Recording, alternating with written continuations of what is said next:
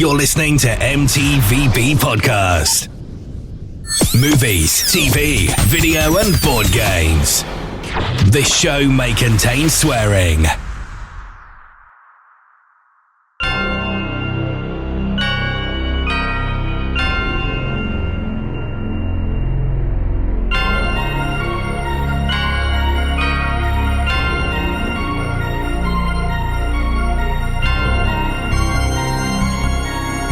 Hello and welcome to another episode of the M.T.V.B. podcast, the podcast that talks about movies, TV shows, video games and board games.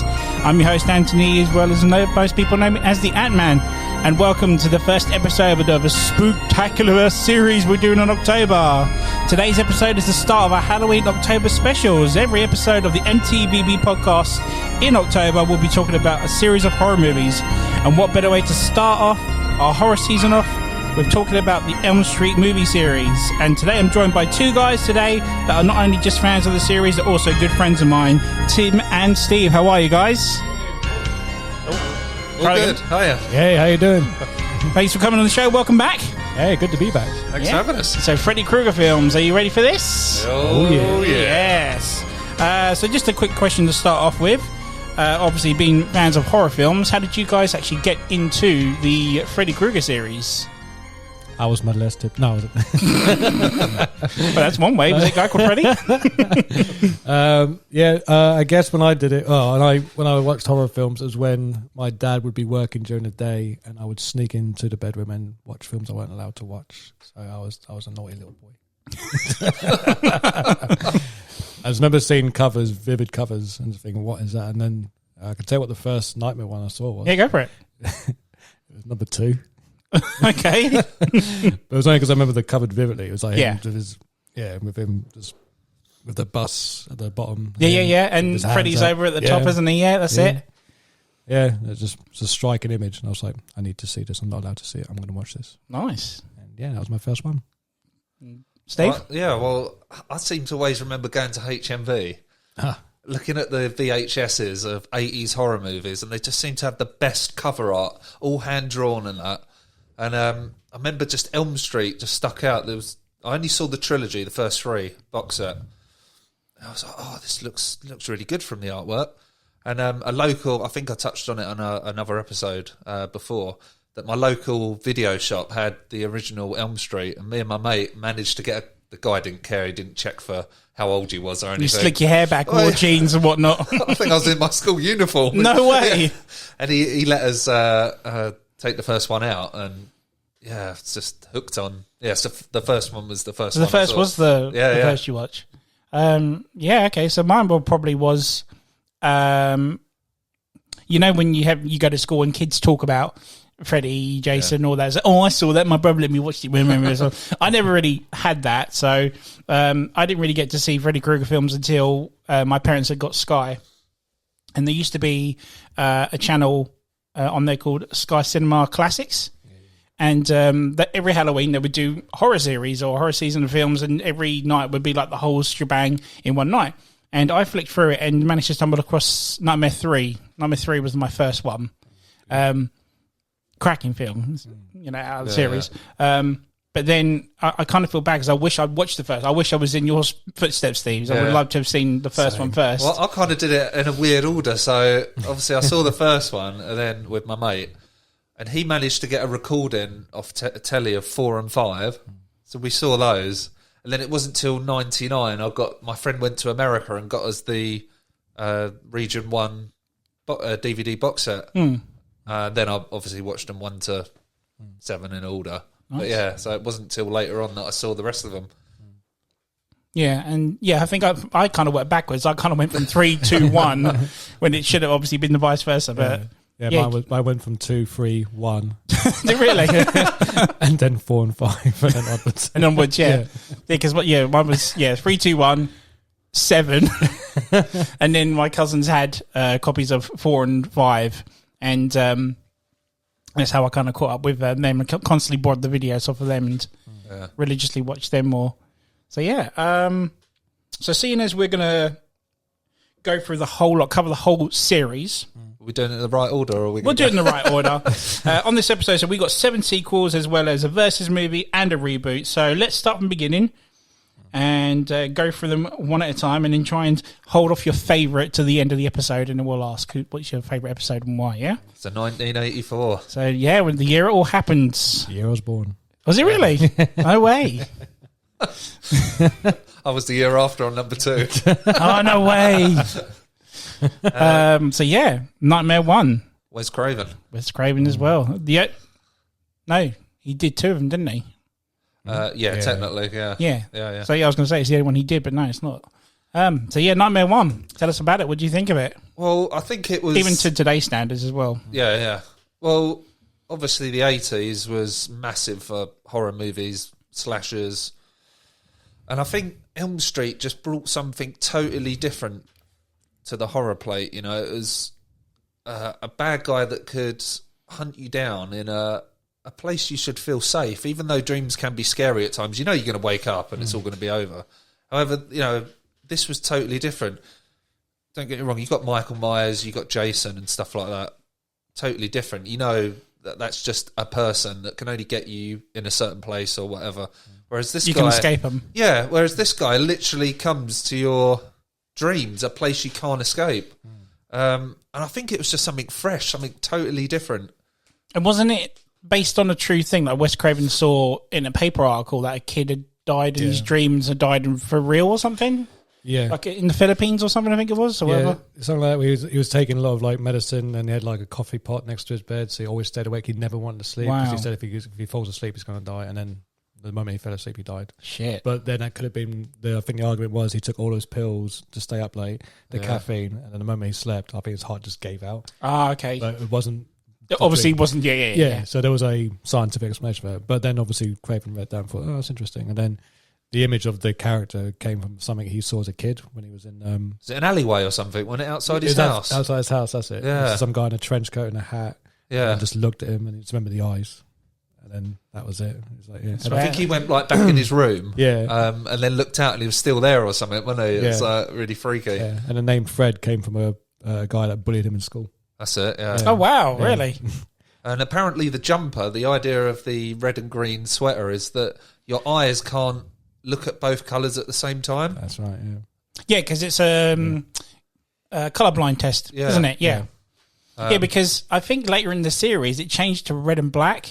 Because, if that was the case, it was very, very dark green. Because if you look back in some of the like 6, 7 and whatnot, it's very red and black sort of esque, isn't it? Yeah, definitely. Yeah. But, it was just something totally different. I mean, the way it was shot, it was quite dark. Obviously, very low budget. Oh yeah, you can tell that as well. Yeah, but I mean, the effects are still good. Like some of the effects.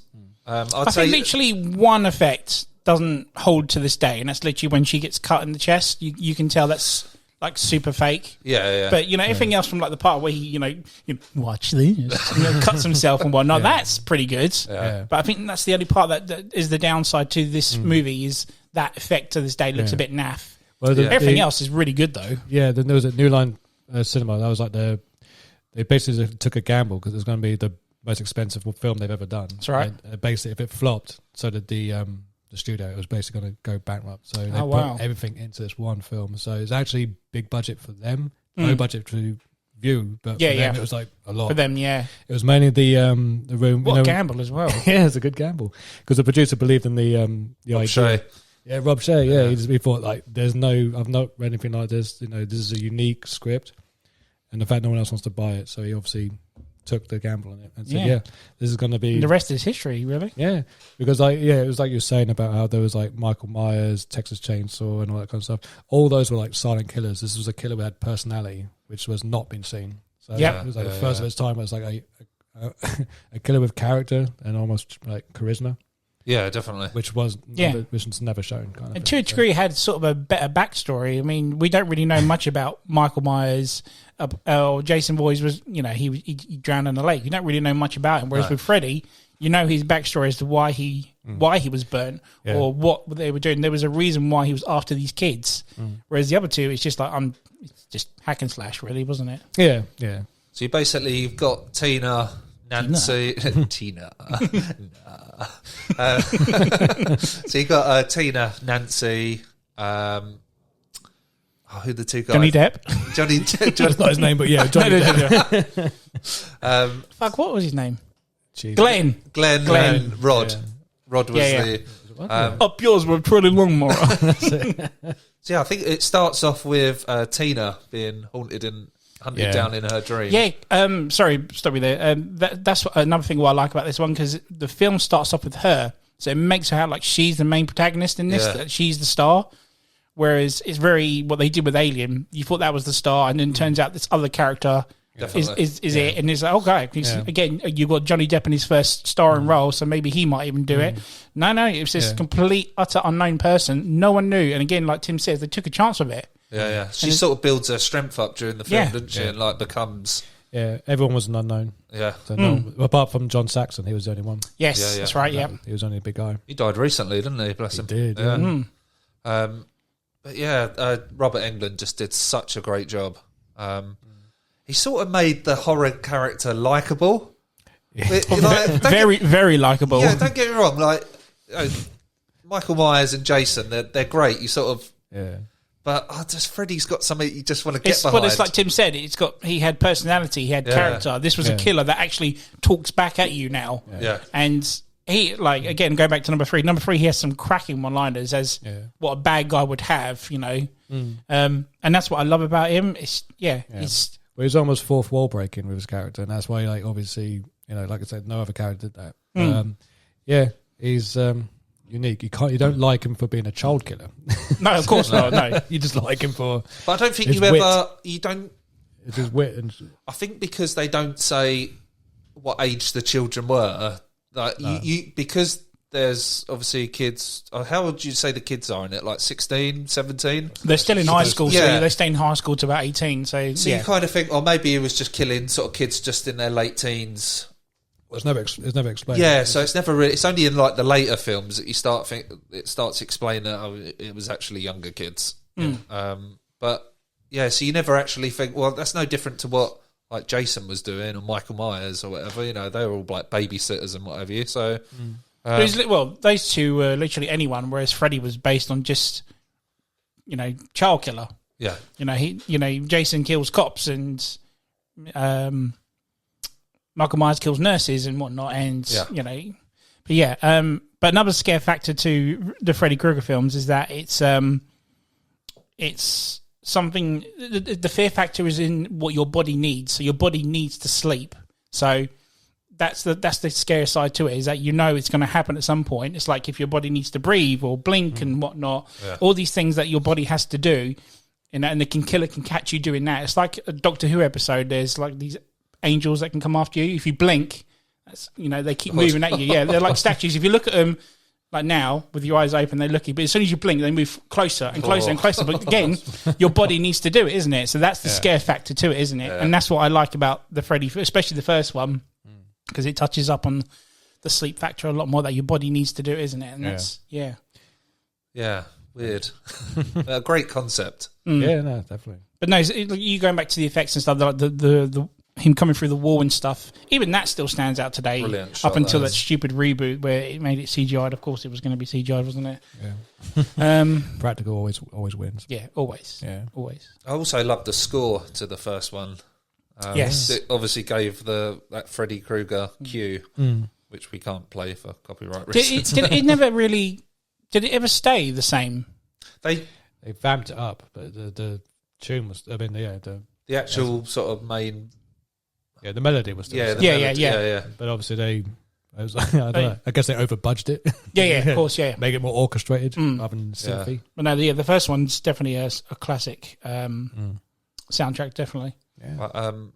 Yeah. Just the way Nancy goes through the film, obviously seeing her friends get murdered, her mum goes totally downhill with drink.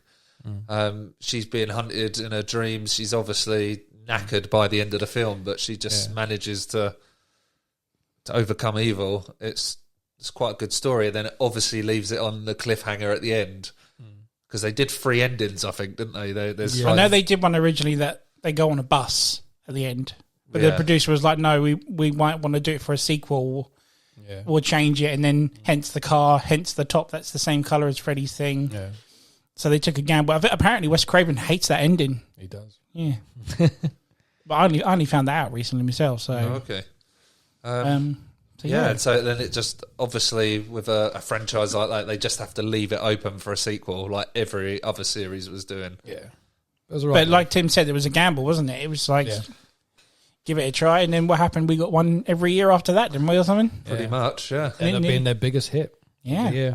Yeah. Hit number 1. And they still went bust years later. Yeah. It's a shame, really. So, yeah, that's number 1. I'm sure we'll come back to number 1 at some point. Sure. So number 2, Freddy's Revenge. Well, somewhat of a Who wants to start on this one? Tim, it was your first Freddy Krueger movie, I believe. So why don't you... Yeah, it was my first. Says it with such enthusiasm. Yeah, my God. Well, what can I say about it? But at the end of the day, you didn't really know how it was going to be because you hadn't seen the first one. So I was probably 7, 6 when I saw this. So it was really blurred to me. I didn't understand like people talking. I just remembered the images. Yes, yeah. So I remembered vividly the when it's just his eyes showing. Yeah, that's a wicked shot. Yeah, I remember seeing that going, okay. That's terrifying. I had no idea what this film was about. And then and I saw just, it was basically images from what I remember the first time watching it. And obviously, as I got older, I had more perspective. I realised, okay. Oh, that's what it is. Yeah. So not the best sequel, but it does have some standout images. I do like the pool scene when he jumps out from underground. Yes, yeah. That whole scene itself is wicked. Yeah. That whole scene is. And then obviously you are all my children now. It's a great line. Yes. And vividly, there's just some good images. Apart from when he goes to the factory at the end, you got that dog mouse thing. Yeah, or the dogs with the human faces. Very odd. Just look like they got masks on. Yeah, that didn't work. Oh, that really didn't work. And I had kind of a crush on the main girl in it. I still do, mate. She is hot. Yeah, she's smoking. Yeah. And she looks like Meryl Streep. Yeah, she does. Yeah, I honestly thought that was her at one point. I think probably the second time I watched that movie. Yeah. So I watched it recently because I've gone through all the nightmares. He's been doing his research, folks. Here we go. He's a big fan of the series, but still had to rewatch it. I actually like to. I think it's pretty good. Okay. I love the score to it. Mm-hmm. It doesn't. Hold me, baby. Not that one.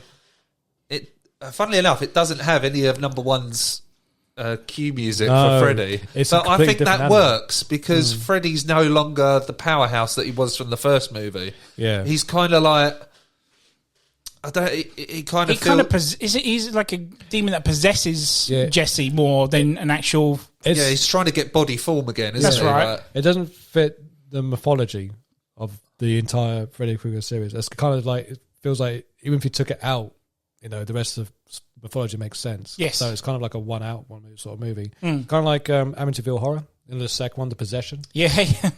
It's very much like that. And then when they went 3D afterwards. Exactly. So so mythology doesn't fit the mythology of his character. But again, like I said, there are some good scenes in it, and like just some like every sequel, it has some really good moments. Really bad scenes too. Oh yeah, totally. Totally. Some of the best acting you'll ever see in history. Mm-hmm. I think like another thing that's good about it actually takes place on Elm Street as well with is it Springwood? Yeah. Yes. And I think that's kind of something that in the sequels, obviously we'll touch on, they kind of like gets lost in translation a bit, I think, which I'll explain probably in the other ones. Okay. What, the film or just the? Well, I'll say it now. So further on in the franchise, Freddy starts talking about, and some of the characters start talking about the kids of Elm Street. Yes. And you think, well, not every kid in the film is from Elm Street, are they? Elm Street is a road in Springwood. Yeah, so continuity error. Yeah, and I just start to think, well, you're talking about after you've killed a whole row of kids, that's it? So all these kids came from Elm Street. Yeah, because, it doesn't make sense. Yeah, because I get what you're saying. And he's called the Springwood Slasher. Yes, because forgot that. Yeah, that's right. Because they don't really touch up on it. No. That these kids were literally from Elm Street, because Springwood very rarely gets mentioned. Like you said, apart from the Springwood Slasher, Springwood doesn't get mentioned till maybe Freddy versus Jason. Yeah, it's they a sort of go long, more detail there. Yeah, I think on the prologue of that, don't they? They talk about all that. because I remember. I can't remember who it was. Someone got me a Freddy Krueger t-shirt, but it was a high school one and it said Springwood 1984, and that's it. And I'm like, the fuck is this? I don't know what this is. Turns out it's from Nightmare. And I completely forgot because it doesn't say Elm Street. It says Springwood. And that's why I was like, the confusion came into it. I was like, oh, actually, this is pretty cool. Yeah. Thanks, whoever you are, by the way. But Elm Street was also the name of the street that JFK died, wasn't it? That's right. Yeah. Really? Was it? Yeah. That's crazy. But yeah, number 2. Freddy did it. Yeah. I like a lot of sort of the interior shots when he's outside. He's obviously being stalked by Freddy and that. And I think when I watched it, obviously I was quite young at the time, I did find number 2 quite scary. Yeah, I did. Whereas I felt, and obviously we'll touch on this, as the episodes go on, it just becomes more comical than scary. Oh, yeah. It is the Top Gun of nightmare movies. Yeah, and Yes. yeah, I find there's like elements of 2 that is still quite scary. But no, because the scene where he comes out of Jesse, that part, like, there's a part where Jesse proper screams and you can see Freddy's eye in the back of his throat. That's and I'm like, oh man, he used to give me shivers back then. I was like, oh shit. There's actually a woman's eye as well. It is. Isn't it meant to be the guy who... The prop designer's That's right. Or something. That's it, his girlfriend, or something like that. It's like how you don't see his face clearly throughout the most of the film. It's only towards the end, like when he starts burning, that's the only time you see his face clear. But most of the time, it's all dark lit, which I like. Yes. It's more menacing. Yeah, because it's very and he kind of looks like he's slimy in a way, like the like, I don't know if it's meant to be sweat or slime, whatever. Yeah. But you can see that shimmering in the dark as well. And I love how his blades are like out of his fingers, and he never has the glove in this film at all, does he? No, that's true. Yeah. So that's like it's good. But no, you saying about it being the Top Gun of movies again. Me being an ignorant kid watching it, I didn't even notice that until the Never Sleep Again documentary. Yeah, exactly. They touched up on it. Now has a very a gay following. It's the Top Gun of horror films. And again, I just didn't know of it back then. There were so many innuendos you just never noticed. Yeah, like the whole like the board game that says pro. And then the door that says "No girls allowed." That's right. It's like, oh, okay. But I think the writer was gay. I think because it was during the 80s or something. There was like that AIDS epidemic happened. AIDS epidemic, wasn't it? That's right. So he wanted to get all political and try to address that through the Freddy film. Right. So I think he did it in a nonchalant way where it wasn't obvious. Okay. Only until time. People were like, hey, realised. Like subliminal messages. Yeah. Mark Patton's gay, isn't he? The guy that played the lead character. I don't think he said he was gay when he made the film. But he came out after the movie. Yeah. So, and that was the other thing. I was like, you just feel like there was something there. I think that was the whole point of the film. There was a political message more than a Freddy film. Again, it doesn't fit the mythology of his story. So it's a very political, identity movie. But it's not as bad as Jeepers Creepers 2, though. Yeah. But no, there's a few that back then, because again, people say Lost Boys is... Yeah, the saxophone player. Yeah, that's the but and isn't there a scene where he goes to like a dominatrix bar? That's right. And his teacher gets whipped. Bob Shays the barman in gimp gear or something. So did he appear in every sequel? I want to say yes, but I can't remember all of them. I know because I can't remember what he is in 3. If he is in That's what I'm saying. I don't know 3. Yeah. I honestly don't know 3. Yeah, I don't know 3. Definitely 2. Yeah, I remember him in 5, 6. I've got a feeling it's only a few, not all. Yeah, I don't think it's all. Yeah, it's definitely Freddy versus Jason. I know that. Yeah, and definitely New Nightmare as well. He's in it. As himself. Yeah, and obviously Mr. England makes an appearance as himself in Freddy 2. The bus driver does at the very beginning. Yeah, again something I never noticed until recently. Same. Yeah. But I love how we've gone into more about 2 than the first one, which is so much better. But we've got more to say about the second one. This is true, though. So you know the bit after the dance with the music that he's doing? Pop. Yeah. The diary that they read. Yeah.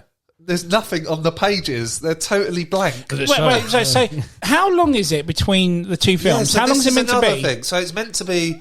I think it's like, is it 5 years? I don't know. It's been a while since I've seen it. Because her book is like covered in dust and cobwebs. Yeah, it's been there for 20 years or so. It's been there so long, the writing's fallen off. Yeah. I would imagine, Probably say 2 or 3 years or something like that. Yeah, it can't be no way. It can't be 5. That's no way. Yeah, there's some. I can't remember if it was 2, possibly 3. There's some like continuity error. It just doesn't quite make sense. Well, with the it's years. you going back to Freddy killing the guys that are from Springwood. Jesse was never from Springwood. He moved to Springwood. So why would he, try and inhabit his body? Yeah, but that's why I think because he wasn't killing him, was he? I think he was using him as bait, if you like. Yeah.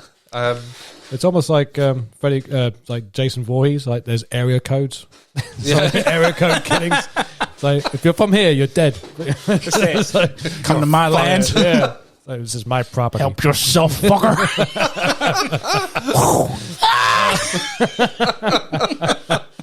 Another great line from this movie. Yeah, definitely. I'm here to help. Help yourself, fucker. Deadly. Oh, such a good Help me, Lisa. Lisa.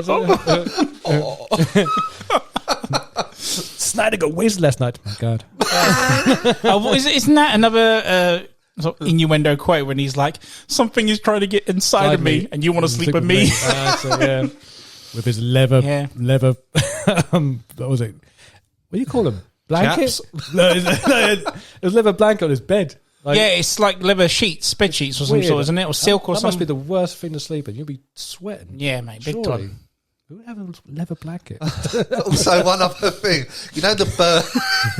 You know the bird? That blows up. Oh, yeah. So if you watch that scene again, the bird blows up and the family will get together and hug and stare at the ceiling. Like, wouldn't the bird have fallen to the floor by then? Yeah. So I always pictured that there was like a debris that just had a flat kind of like shadow effect. And just like goddamn cherry bomb. Just look at it like, wow. Yeah. What do you use? Cherry bombs? Yeah.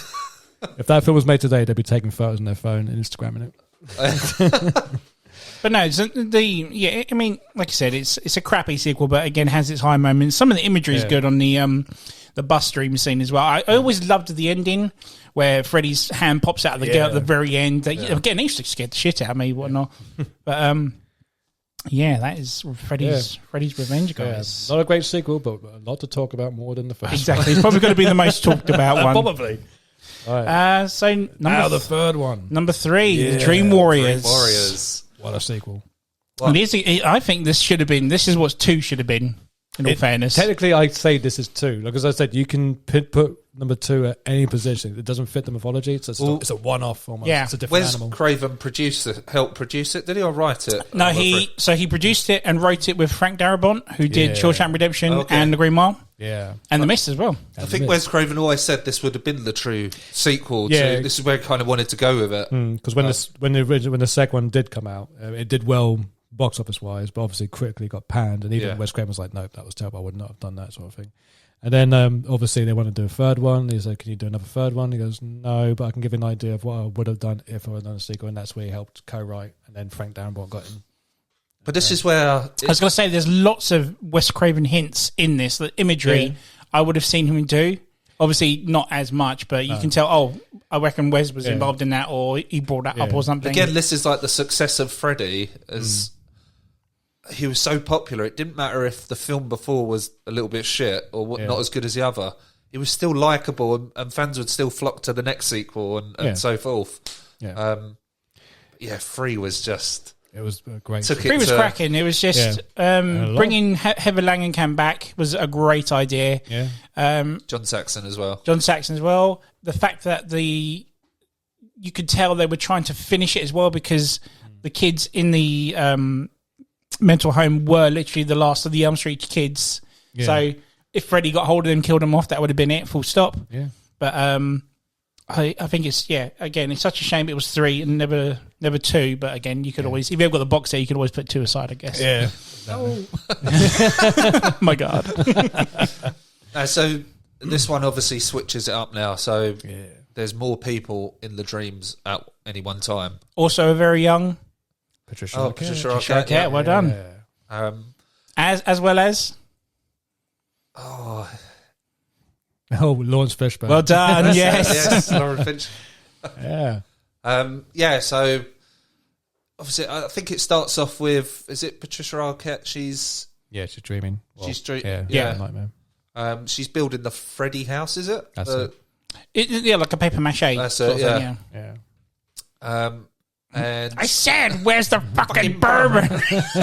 she gets attacked by Freddy. It's like a snake. It's in the sink and it cuts her arm. And I always hated that part because I can't. I love horror movies, but anything to do with wrists, no, I'm out of there. I cannot watch it. And it looks like she slits her wrist, doesn't it? But the squirt. But there's so many good bits in it. Yeah.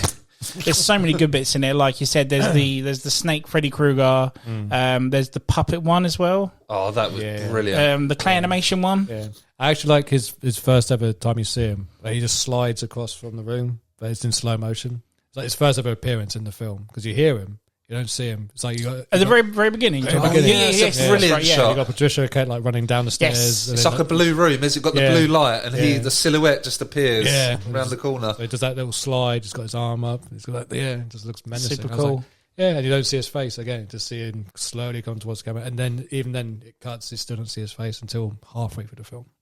Yeah, good. That's good. You build him up. Absolutely, yeah. I think Freddy started to gain. Like more popular quotes, didn't he? And this was the one where he started really like. Welcome to Primetime was the original. Even though to this day I still think I don't think he says Welcome to Primetime. Really? Fuck the Primetime. Yes, sounds like he says it. Absolutely. I'm telling you now. If you ever go back in slow mo, he even like when you lip read, he does an F look, not Welcome to Primetime. If he says welcome, he says it really weirdly, like welcome to. Yeah, it's not like welcome. It's welcome to Primetime. It's almost like fucking. I swear it's fuck the Primetime, bitch. Yeah. That's what it sounds like. Yeah. Just had some awesome deaths in it. Oh, brilliant killing scenes. Yeah, this is like the pop culture start to Freddy. He had always like quips and quotes, and even like reminiscing stuff that like from other shows or movies. Like M.T.V.B. was getting on board and all that. Yeah, definitely. Well, that's when the next one comes in. Well, this is over mid-80s now. This is 86 now, isn't it? So it's very pre-M.T.V. era until obviously the next one gets very MTV'd. That one where he goes, turns into the puppet. Oh, it's great. Pulls him up by the art. I find that quite when the hard to arteries watch. come out of him, it just looks the like... makeup and that still holds out today. That scene. I think that one had the most budget from 1 and 2. I think third was the most expensive Freddy film at that time. Before the first two. Again, that wasn't even a gamble. I think they just thought, this will work. It totally did, man. I said there's so much because, like I said, the Heavy Lemon Cat coming back, the backstory to Freddy, we didn't even know, which was how he was. The nun, his mum. That's right. Yes. Amanda Kruger, wasn't it? It turned out she found bastard out. son of 100 maniacs. There we go. That's how you knew he was like evil. He was really, really born nasty evil. That's it. Yeah. And there's also a part in number 3 which doesn't even get referenced till Freddy vs. Jason, and that's the drug that she takes, the Hypnosil. Yes. Oh, yes. It's a drug that stops her dreaming so she can sleep. Yeah. That actually comes back in Freddy vs. Jason. That's right. And I thought that was actually quite a neat little... Yeah, a little nod to that. Yes, because we obviously saw Freddy vs. Jason years ago, and I was like, does she ever have that? I'm going to go back and watch it. And she does actually have... I think it's called Hypnosil, isn't it? I can't remember if it's something like that. And again, that's really good. Freddy himself, there are moments in that I really freaking love, like they... Even though they kind of, it's Robert Englund's voice, but they make it deeper. His voice is deeper, like it's deep, fucking... It's deep and high. It kind of switches. They go back and forth, don't they? Yeah, but I like that. And the makeup is a lot better as well. Yes. Yeah, it's more, I don't know, more sharp and crisp. Absolutely, yeah. Yeah, but even the, like when he rips the shirt off, he's got the face the souls of the children. Deadly. It's incredible, mate. Absolutely incredible. And again, makeup. Prosthetic makeup, it always wins. It looks good. If it looks, because it's really there, it looks real, sort of thing. Yeah, like, the part where Kincaid stabs him, and there's the part where he's holding Kincaid, but he's actually pulling out the spirit at the same time. Yeah. I'd love to know how they do that. Yeah. So it's like a rod that goes around his hip, which the camera's facing the other way of. So it's like as he's putting out, it's going around. So it's not. It bends the rod. Okay. So it's not real. So it's just bending around his hip. So freaking clever that. I never knew how they did that because it's not a digital shot either. It's literally a practical effect, isn't it? Yeah. The bit where he's so later on in the film, they work out they need to bury him properly, don't they, with holy water. Yeah, it needs to be blessed. That's it. That's right, yeah.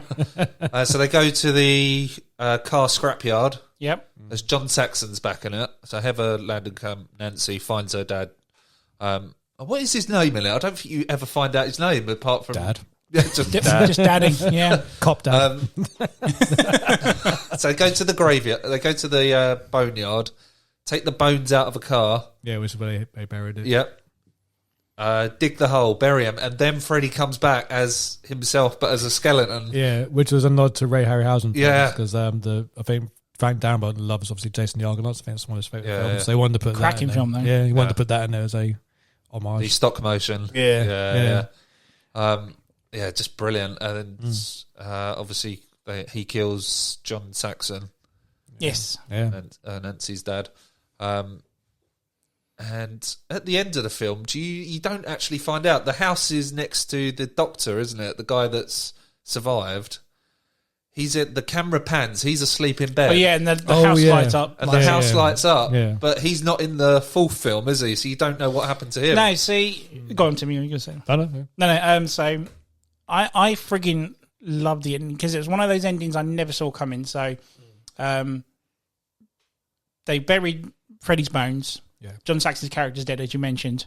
And then in the dream world, Nancy sees her dad floating, you know, and it's like, I passed over, sweetheart, say goodbye, whatever. Yeah. Touching moment, and all of a sudden, next minute, it's Freddy in disguise, and he stabs the shit out of her. And I was like, oh my God, Yeah, they've killed her off. They've killed her off. It's a brave move to do something like that in a movie, but I think it works really well. Absolutely, yeah, because again, it was because you thought they'd bring her back, Nancy's going to do it, she's going to defeat him over and over again. And they didn't. That was Freddy's revenge. Yeah, that literally was his revenge before he. And then they actually did bury his things properly, didn't they? His bones properly. Yeah. But Freeze, just it's got some cracking moments. The, sorry, I'm going back to number 2 now. Who's he getting revenge on? It's got Freddy's revenge. The kids. What, all of them? Just any of them? I have revenge on ones I haven't met yet. Shit, I've never even thought of it. Why is he never called met Freddy's Jesse? Revenge? None of the original cast come back. So who's he getting revenge on? True. I've only just realised that. Maybe this should have been. This should have been Freddy's Revenge. Yeah, but it's like, time's been taken. Dream Warriors, that would do. But no, what did you think of the Dream Warriors themselves? How they each one had their own little personality to it. Yeah. Like one was a punk, one was a wizard or something, and One whatnot. was a super strong dude. That's it. Yeah, and their weaknesses in the real world are their strengths in the dream world. Yeah, it's good. I like that. Which is like a brilliant switch. Kid K was like, "Fuck you." Fuck you! You sit down. I'm the Wizard Master. Have a seat. That's one of our favourite AA bits, isn't it, Tim? Sorry, kid. I don't believe in fairy tales. Apparently, that scene was meant to go on even longer.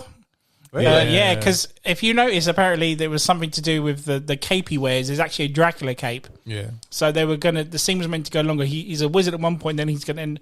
I think it was meant to be a Dracula at the end of the scene or something like that. But due to budget, I think they did actually film it, but they cut it out in the end. But at the end of the day, his death is one of the funniest ever, that kid. Yeah. So having watched Dream Warriors recently, I found that the film is actually quite slow at the start. Yeah, it like really does pick up, and I think the middle section ending is just brilliant. Freddy seems to get through the kills quite quick. Yeah, and then the ending is just a brilliant ending. Yeah. I think because the first time I saw 3, I kind of saw it 3/4 of the way in, and luckily enough, I jumped into the movie when Joey's scene happens. Feeling a bit tongue-tied. Yeah, that's with the nurse, and I was like, "Holy crap! This is a horror movie or a porno?" She's banging, mate.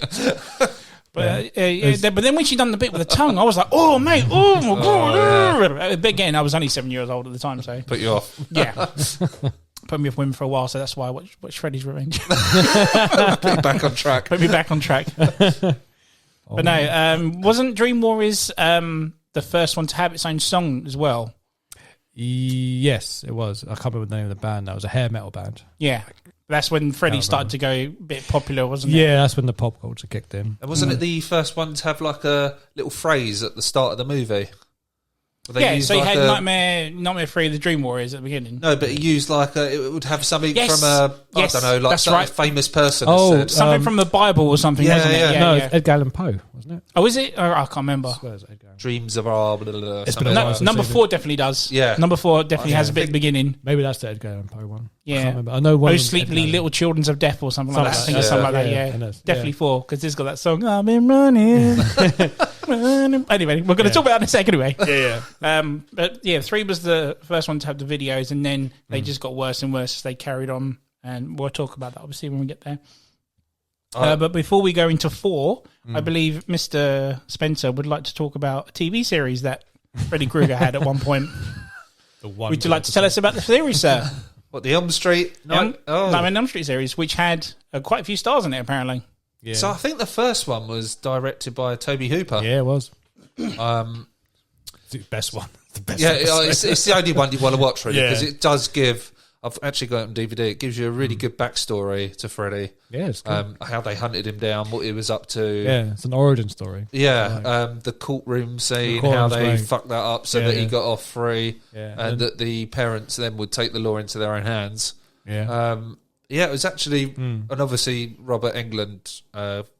He still was Freddy in this. Yeah, he was still Freddy, but he had in the episodes after the first one, he's in it less and less. He literally does maybe like 2 minutes. It's basically Tales from the Crypt Keeper. Yeah, I was about to ask, is it very Crypt Keeper-esque? But the first episode is like an origin of Freddy Krueger, so it's almost a movie. It's like an hour and a half, isn't it? Yeah.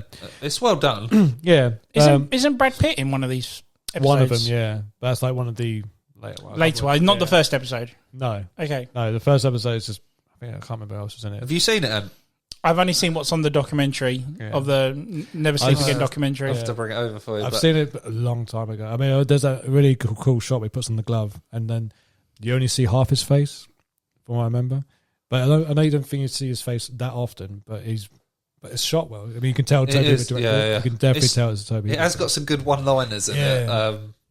One of my favourite ones is one of the dads goes to the dentist, and he falls asleep after he's obviously put under for his operation, only for Freddy to appear as the dentist. Of course. It's just like, those teeth, they'll all have to go. And he's Blade Dr. Zeus.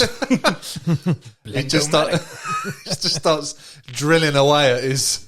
It is good. It's got some good scenes in it, good death scenes.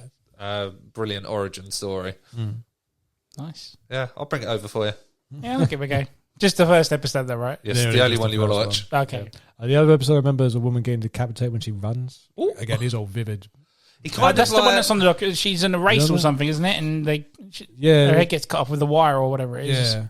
And then there's one where he's, was it Blendomatic? He says, yes, that's on the thing. Blendomatic.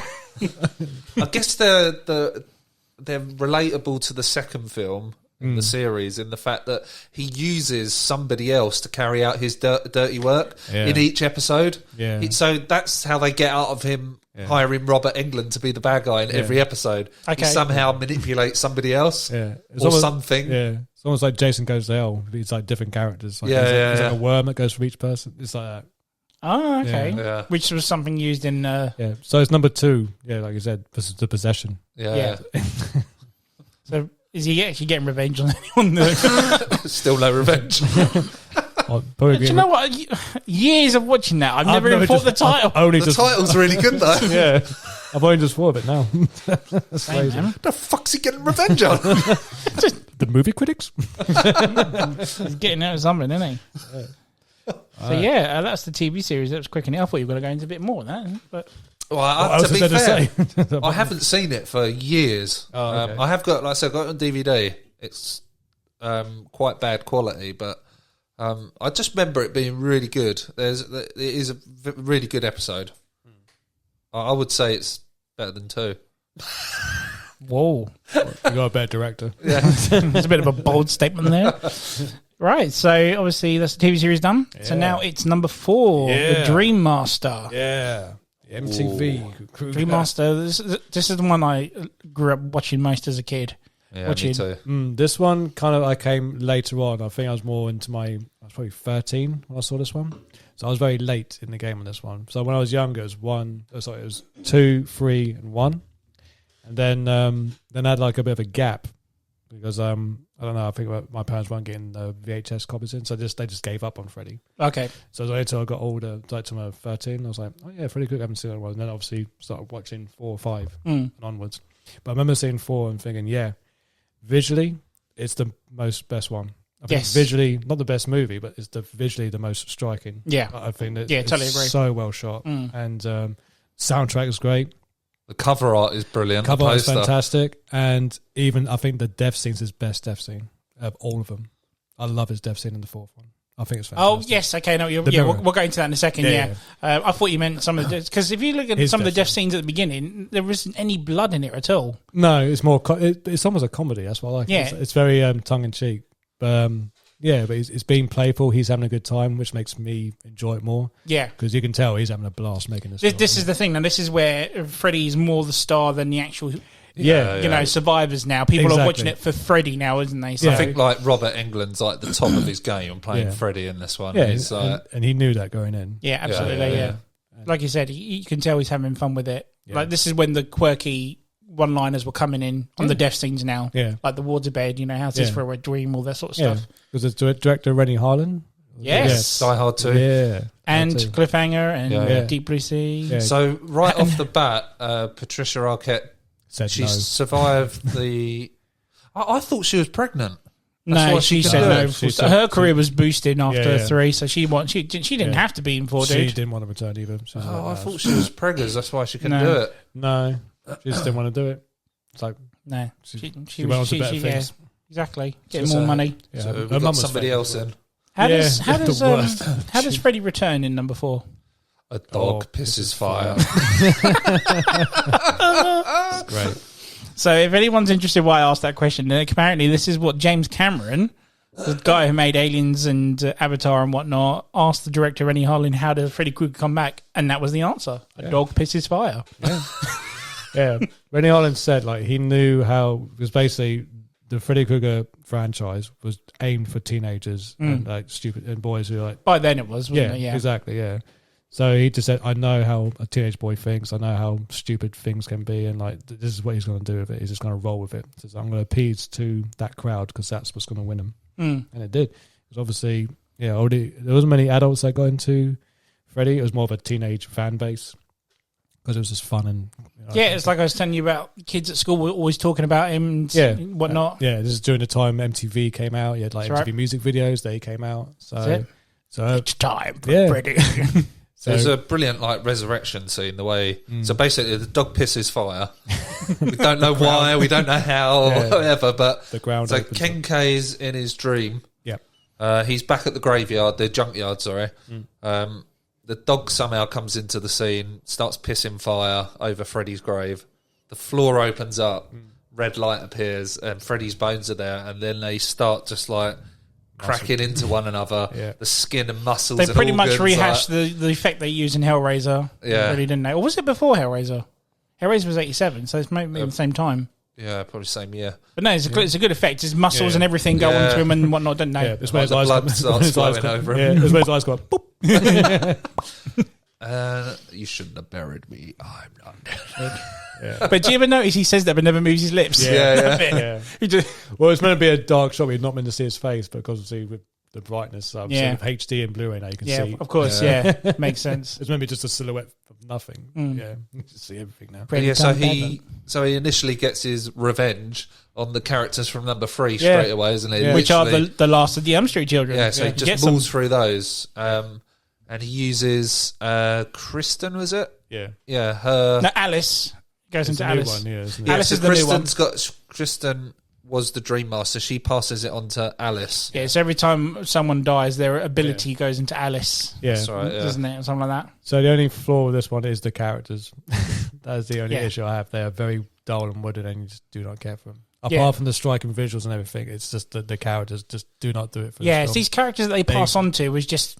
I wish they kept some of the other guys from 3. The fact they killed them off straight away, that was a bit of a, dull move, but I guess he just wanted to go to a different direction. The only way to do that was to kill off the other characters. So I guess it kind of made sense on paper, but it's a shame the actors who were the other characters just wasn't good enough to be engaged or to a point where you can actually feel for them. If they, there was no consequence. I did not care for any of the characters, and their acting was just so poor and wooden. It takes away the essence of a good movie. Which is probably why Patricia didn't want anything to do with it. Yeah, exactly. Well, this is so. Number 4 was one of my favourites out of all the movies, but then watching it again, I still really like it. It's also However, I feel this used to be my favourite for years, but now it's more of a visual thing now than actual. Yeah, watching it the other day, I thought actually this isn't as strong a movie as I originally thought it was. No, definitely not. It's definitely the one I respect the most for what they went through and how they made it. Because it's visually the most striking one. I think it looks fantastic. Even the like I said, his death scene is. Go into that, Tim. What was Freddy's death scene in this? So Freddy's death scene was so he's pretty much got Alice beat. She's on the floor. She's thinking, right, I'm not going to kill this guy. And then an angel appears, and then she remembers this rhyme from when she was a child. It's about if evil sees itself, it shall die. That's right. And that's when she grabs the mirror, shows Freddy's face, and then the camera zooms into his eye. You got this tunnel made out of flesh with people just like all the children's souls, isn't it? All the children's souls just like coming out of the tunnel, and it's like spinning around. It just visually looks awesome. And it's again, this is pre-CGI days, it's all practical. And then it goes out of his eye, and then all of a sudden his skin starts forming arms that start trying to grab him and hold him and pin him to a wall.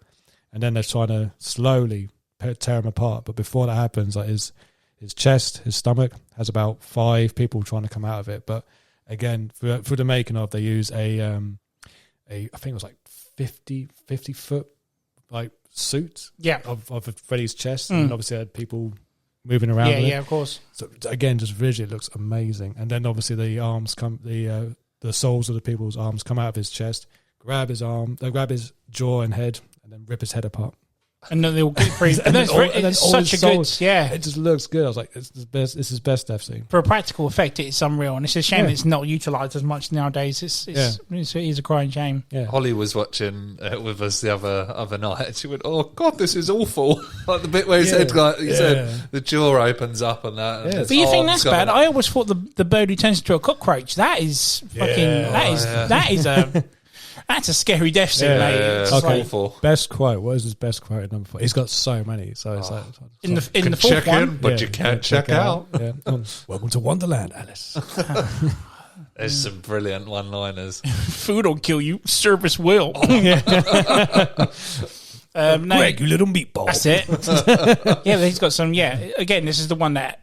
Utilised his one-liners was so good. Oh, and the cinema scene when she's in the cinema theatre. That's a wicked scene when she falls into the screen and whatnot, that was the first film to do that, to do a person going into a cinema screen. Because I think a lot of films started doing it afterwards, like obviously The Ring did that. And there was another film before it. Stereo Echoes did it quite well. Yeah, Stay Tuned, I think it was called. Stay Tuned's wicked. Yeah, the John Rett film. That's the one. Yeah, it's a wicked movie. Yeah. I remember that thinking that was the first one to do it, and then obviously, no, it was, it's the first time a person went from in a movie to another movie. So the first film to ever do that. Yeah. So as good as the film was, it just never scared us.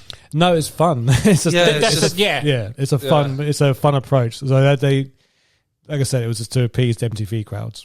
It was an MTV version of it. But again, I respect the way it was made. It's not a terrifying film. To be honest, none of the Freddy films have scared me that much. But to an extent where it's like you get the idea of the essence of horror, but not shit my pants horror. Because it's going back to what you were saying about how Freddy is always very in the dark, and you only see bits of him in the first 3 films, or towards the end of 3 seemed clear as day. But 4, he's just there. Yeah, straight away. There's no fear. He's on the beach, isn't he? He's on the beach. He's in a school. He's in a classroom and whatnot. He's just there all the time now. And it want a suck face. Yeah, and it just takes the essence of it out of it now, isn't it? It's not as scary, like Tim says. It's a fun watch now. It's not. But even the bit when he gets the apple and starts cutting it, it's a real blade. It's got fingernails, and there's no like music at that point, just a fling. Yeah, because he literally takes the skin off it, doesn't he? Yeah, very clever. The James Bond of horror. That's what he was in that film. He was like it was just a fun character. It's just fun to watch. It was just that time where you were watching it to see the kids die, not Freddy. This is the time during when merch came out where kids could buy Freddy Krueger merch. A child killer Yeah, pedo child killer. You'd get like you can get Freddy Krueger PJs for 5-year-olds. Seriously, yeah, you could. I had a Freddy glove when I was a kid. Like Shut up, plastic ones. Really? Yeah. Well, for like a Halloween thing, or yeah. Not for real. I'll just catch you going to work one day. I fancy putting this glove on. And was it? Do your Freddy. Nah. And was it the fourth one where when he's in the church he walks towards Alice, but it's like, why? And was it the third one? There's always room for more. That's the third one. Yeah, The third one, he's got some wicked ones. When they deepen his voice, like, "Oh, come on, turn familiar." Yeah. Or has that been the fourth one when like he does like an Inception thing, doesn't he? Where she's that's right, spins the room round and stuff. No. I'm talking about when she's running to get her boyfriend to say, right, we have to go to find. Oh, the car's the same scene, and it keeps repeating the same scene. Yes, they repeat it, don't they? Or something. Deja vu thing. That's right. Holly thought the DVD was messed up. Yeah. What's going on here? Do you know? No, because mine used to do that years ago. It used to replay scenes. I'm like, is this meant to be? No, it's just skipping back to the same scene. So I can see where she's coming from on that. Yeah. But there's one thing I wanted to ask you about Nightmare 4. Now, I used to borrow this video constantly as a kid from my cousin, right? And I don't know if you guys ever noticed it. So the box art. Yeah. You got the iconic poster as normal, and then on the back you've got pictures from the film and description, all that sort of stuff, right? Now, on the back of the cover, of the VHS cover, there was a woman cocooned to a wall. And it looked like this horrific scene from the movie, which never happened. It never was in the movie. And I remember as a kid seeing that, I was terrified just looking at that picture. It looked like something like Alien. She was cocooned to the wall and she looks like she's in agony, like she's dying or something. And I was waiting for that scine to come in the movie and it never happened. Did you guys ever notice that at all? If I can find it on Google or something, that picture, I'll show it to you. Because I haven't seen that, no. Definitely not. I don't even remember seeing it in any deleted scenes that were... No, it doesn't ring a bell. Yeah, because do you ever remember, Tim, you probably remember... what's it called? Hellraiser 2. On the back of the box, there was Pinhead and another woman all dressed in surgery gear, but they never they filmed the scene but never put it in the movie. That's right. Yeah. I thought it was kind of like that sort of situation where they filmed it and never put, if I can find it, I'll show you guys. I didn't know if you guys were going to remember that or not, but I always vividly remember that picture. Yeah. It used to just scare me. I was the first time watching it, I literally got the pillow, right? Is this going to be the woman? Is this going to be the woman who's getting cocooned? But no, obviously it didn't happen. It wasn't that scary. So yeah, that's number 4. Again, one of my 4 was my favorite for a while, but it isn't anymore. But good enough movie, good enough sequel. Would you say? Yeah, definitely. Yeah. I think it was the right movie for the time. I was about to ask better than 2. No, it was the right movie for the time, especially for New Line. Yeah. It made a ton of money. Yeah, that's what I was getting at. Because again, the music, like Tim said, the music videos were coming in and the merch was coming in then, wasn't it? It hasn't stood the test of time, but it was acceptable at the time when it came out. So if you transport yourself when it came out, and then you can enjoy it for what it is. But obviously, like most films, it's outdated and stuff. I'd say like maybe its biggest flaw. And probably for people at the time that were big fans of Freddy being more of a bad guy, the horror side of it was... He's like an if you then turn him into this comic character, yes, you're probably going to gain a few fans, but you're going to lose a hell of a lot. Yeah. And obviously going on to 5 now, it's probably one of the reasons that 5 didn't make anywhere near as much money as the others. Obviously, we'll talk about 5's not so great, but I think that was probably one of the reasons is Freddy totally shifted character-wise, his performance and everything. Definitely, no, I agree. Yeah, it's a whole new animal altogether. It's a new concept. Yeah. So it went from Dream Killer to kill you anywhere. Dream pedo killer to icon and funny. Everyone wanted to watch him. Yeah, exactly. So we root for him because he's funny. Yeah. How weird is that, man? It's just crazy. It's odd, but that's history. Yep. Can't change it. No, not at all. And now for the best piece. Now for Tim's favourite. Oh, so number 5, the Dream Child. The shit child. That was the thing. Wasn't that the thing you said when you found out you was having a boy? Yeah. I think you sent it to me. I did. I said it to you, didn't I? Was your arm elongated? Yeah. So number 5, let's talk about this. What a piece of shit this movie is. So bad, I honestly don't remember much about it. I honestly don't. I think story-wise, I think it's the one I've seen the least. That and Very. 6. I've seen it, Yeah. I think, probably 4 times in my lifetime I've seen it. Yeah, probably the same 3 times. Even then, it was like a turn off brain fart. I remember the makeup for Freddy changing a lot compared to 3 and 4. Yeah, didn't he have like his eyes were more black underneath or something? Yes, they gave him fucking panda eyes. In the Yeah, end. because like, he has insomnia, so he must have, who doesn't? Yeah, I was like, it was- oh, Can't sleep. yeah.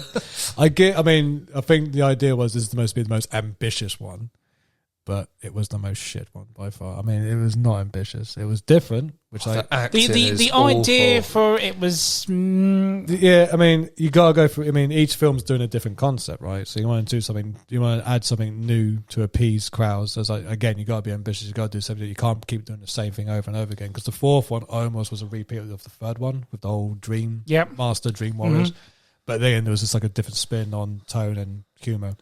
So this one's just like, okay, we're going to try something completely different and be very ambitious and say he's going to have a child. Yeah, so Alice is pregnant at the start of the film. Yes. Yeah. She doesn't know that at that point. And everybody just cannot work out how Freddy's getting into everyone's dreams. It's so bloody obvious that it's through the kid, the unborn child. But anyway, nobody seems to understand. Having said it's really bad, there are 2 death scenes. I think one is I still find it quite hard to watch. The motorbike one? But that one, I find that really cool, and that was one that was cut hard as to well. watch, as in you can't look at it or you hate it. Can't look at it's a Greta's death. Yeah, okay, yeah. Now, the uncut version of that is far worse. That's when he keeps force feeding feeding. her. Yeah. You are what you eat. And he's like shoving the fork. So you don't see this in the version that's in the UK or my US DVD. It's not even in that. You have to go on YouTube to find it. Oh, wow, really? He's shoving the spoon into her stomach, getting out her insides and feeding them to her. And it's quite sick, actually. I can see why they cut those bits out. And the motorcycle scene... which I find brilliant. It's my favourite. Awesome. It's one of my Brilliant, favourite. but it's brutal. Yeah. There's more on that as well. Like loads more stuff going in him. You see all the fuel going around him. Yeah. I don't know why they But cut somehow him. still manages to drive a bike in all this pain and So like misery. The 2 best scenes probably in the film. They end up cutting the hell out of him anyway. Yeah. I'm surprised they didn't cut the bloody comic book guy because that was graphic. Yes. literally. That was cut. Apparently, the Was original it? version to that, you see him all chopped up on the floor. But the original American wouldn't even allow it, and I think they've lost the footage to that now. God. Who directed this film? Steve Hopkins. It was Steve Hopkins. Yeah. Wasn't it? Yeah. Jesus. Again, his first film as well, and then he went on to do other stuff, didn't he? Predator 2. Yeah. Yeah, because Rennie Harlan's film after that was Die Hard 2, wasn't it? Yeah. Yes, yeah. Do you remember what he did before? Nightmare 4. I thought that was his first. No, it was the second. What was it then? His first one was Shocker. Really? Yeah. I didn't know that. Yeah, I thought it was John Carmel or Wes Craven, right? I thought Wes Craven did I Shocker. think he produced it, but it was Rennie Harlan that directed it. Shit, I never knew that. I think so. I didn't know yeah. that. Wow. Yeah. I did not know that. I honestly thought for years, I well, thought- to this day, I thought it was Yeah. his first. I'm going to Google. Keep talking about Keep talking, yeah. Keep So talking go about the rubbish film. yeah, I mean, it's 5. 5 is just for me. It's probably the worst. I think it's worse than 6. Yeah, In my opinion. I think it's definitely worse than 6. Yeah, I think it's worse than 6. No, I tell a lie. It was Wes Craven. Well, it did Shocker. Yeah. Yeah, I thought it was. Wow, what did Rennie Harlan do? I don't have to do it. Keep talking about the shit film. No, sorry. I've lost my train of thought now. Is that bad? It's gone. No, there was one part of it, literally just one part of that film I really like, and that's the part where I think Alice has a fight with Freddy at the beginning or near the beginning of the film. possibly. Yeah. Where it's kind of like in a boiler room, but there's water all everywhere, so she kind of fights him in a pool, if you will, sort of thing. There's chains everywhere, whatnot. Anyway, she stabs Freddy. She's like, "Die, motherfucker!" But he's like really super strong, whatnot, all that sort of stuff. No, yeah, she actually says that. Like, "Die, motherfucker!" Anyway, and then Freddy chases her, but then he stops for a sec, and he hears Amanda Kruger. Yeah. And the way Robert Englund poses and stops like he's in fear, but the way he poses, That's right. Yeah, it goes back into the smoke. That's right. Yeah. And the way he does it, and it's just like, you know, Only he can pull that off. that's like, right. yeah. And then she's there's one part of it I really fucking love. She's like, "I will defeat you, Kruger," whatever she did. And he's like, "We'll see, bitch." We'll see. Bitch. Prison. Yeah. That's the film. Prison. Oh, there you go. It was close to Shocker's in a prison film, wasn't it? Yeah, I knew it was close. Prison. It's very much Shocker. Yeah. I think this Freddy has quite an interesting death scene in this one as well. Yeah, very it's graphic, quite and disturbing. But they ripped the piss out of Labyrinth in that scene. Yes. And they overuse like some of the effects. Staircase and that. Yeah. I just find that scene annoying. It's just... I find the kid annoying. Yeah, he is. That kid is annoying. Lights out, Kruger. But no, like I said, it's it just doesn't make sense. Why is that kid around? The character again. No one cares about the characters, and they've tried to push Alice on this, even though she survived at the end. They do nothing with her afterwards. It's a wasted heroine, if you will, sort of thing. It's just a complete waste. It could have been so much better. But again, they were bringing these out yearly. They were rushing it, definitely. This one was rushed. This one took like 3 months to make or something, and had 6 shows. Probably less than that. I would have thought. I think they started announcing it. It's like soon as 4 happened. I think it was like literally a month there. It's like right, straight away we're going to do a sequel, but within a month or 2. I think 4 was the biggest box office Freddy film ever, isn't it? Yeah. Oh, it was. Out of the whole series, I think it is the best. One made the most money in terms of what it cost to make, but I think 4 made the most over, like as in at the box office. It made as the a most, number, yeah. It was until Freddy vs. Jason. I think. Of course, yeah. That's 1, and then 2 is Nightmare 4. But do you count Freddy vs. Jason as a part of the Nightmare, or do you count it as a one-off because it was at Friday the 13th? It's like, what do you? Well, look, me going back to saying about how it connects certain things with 3. Yeah, I'd call it a sequel. I'd say he's in it. So, well, no, it's like Springwood trying to blank him out and all that sort of stuff. So it must be a canon part of it to the end of the day. Yeah. It's still So again, in this one, it just goes on about the Elm Street kids all the time, and it's it's just come on. It's not. They go into more about Amanda, her backstory as well, how she was raped, how she got raped, basically. Wasn't you see it? Robert Englund as Robert Englund as one of the in this he's like, as one of the rapists. Yeah. Don't know why. Shut up, rapist. But why do that? That's not. Why would he be there? It doesn't make any sense. Wait till you find out who his dad is in the next one. Oh God. Oh, it's Billy Zane's sister, isn't it?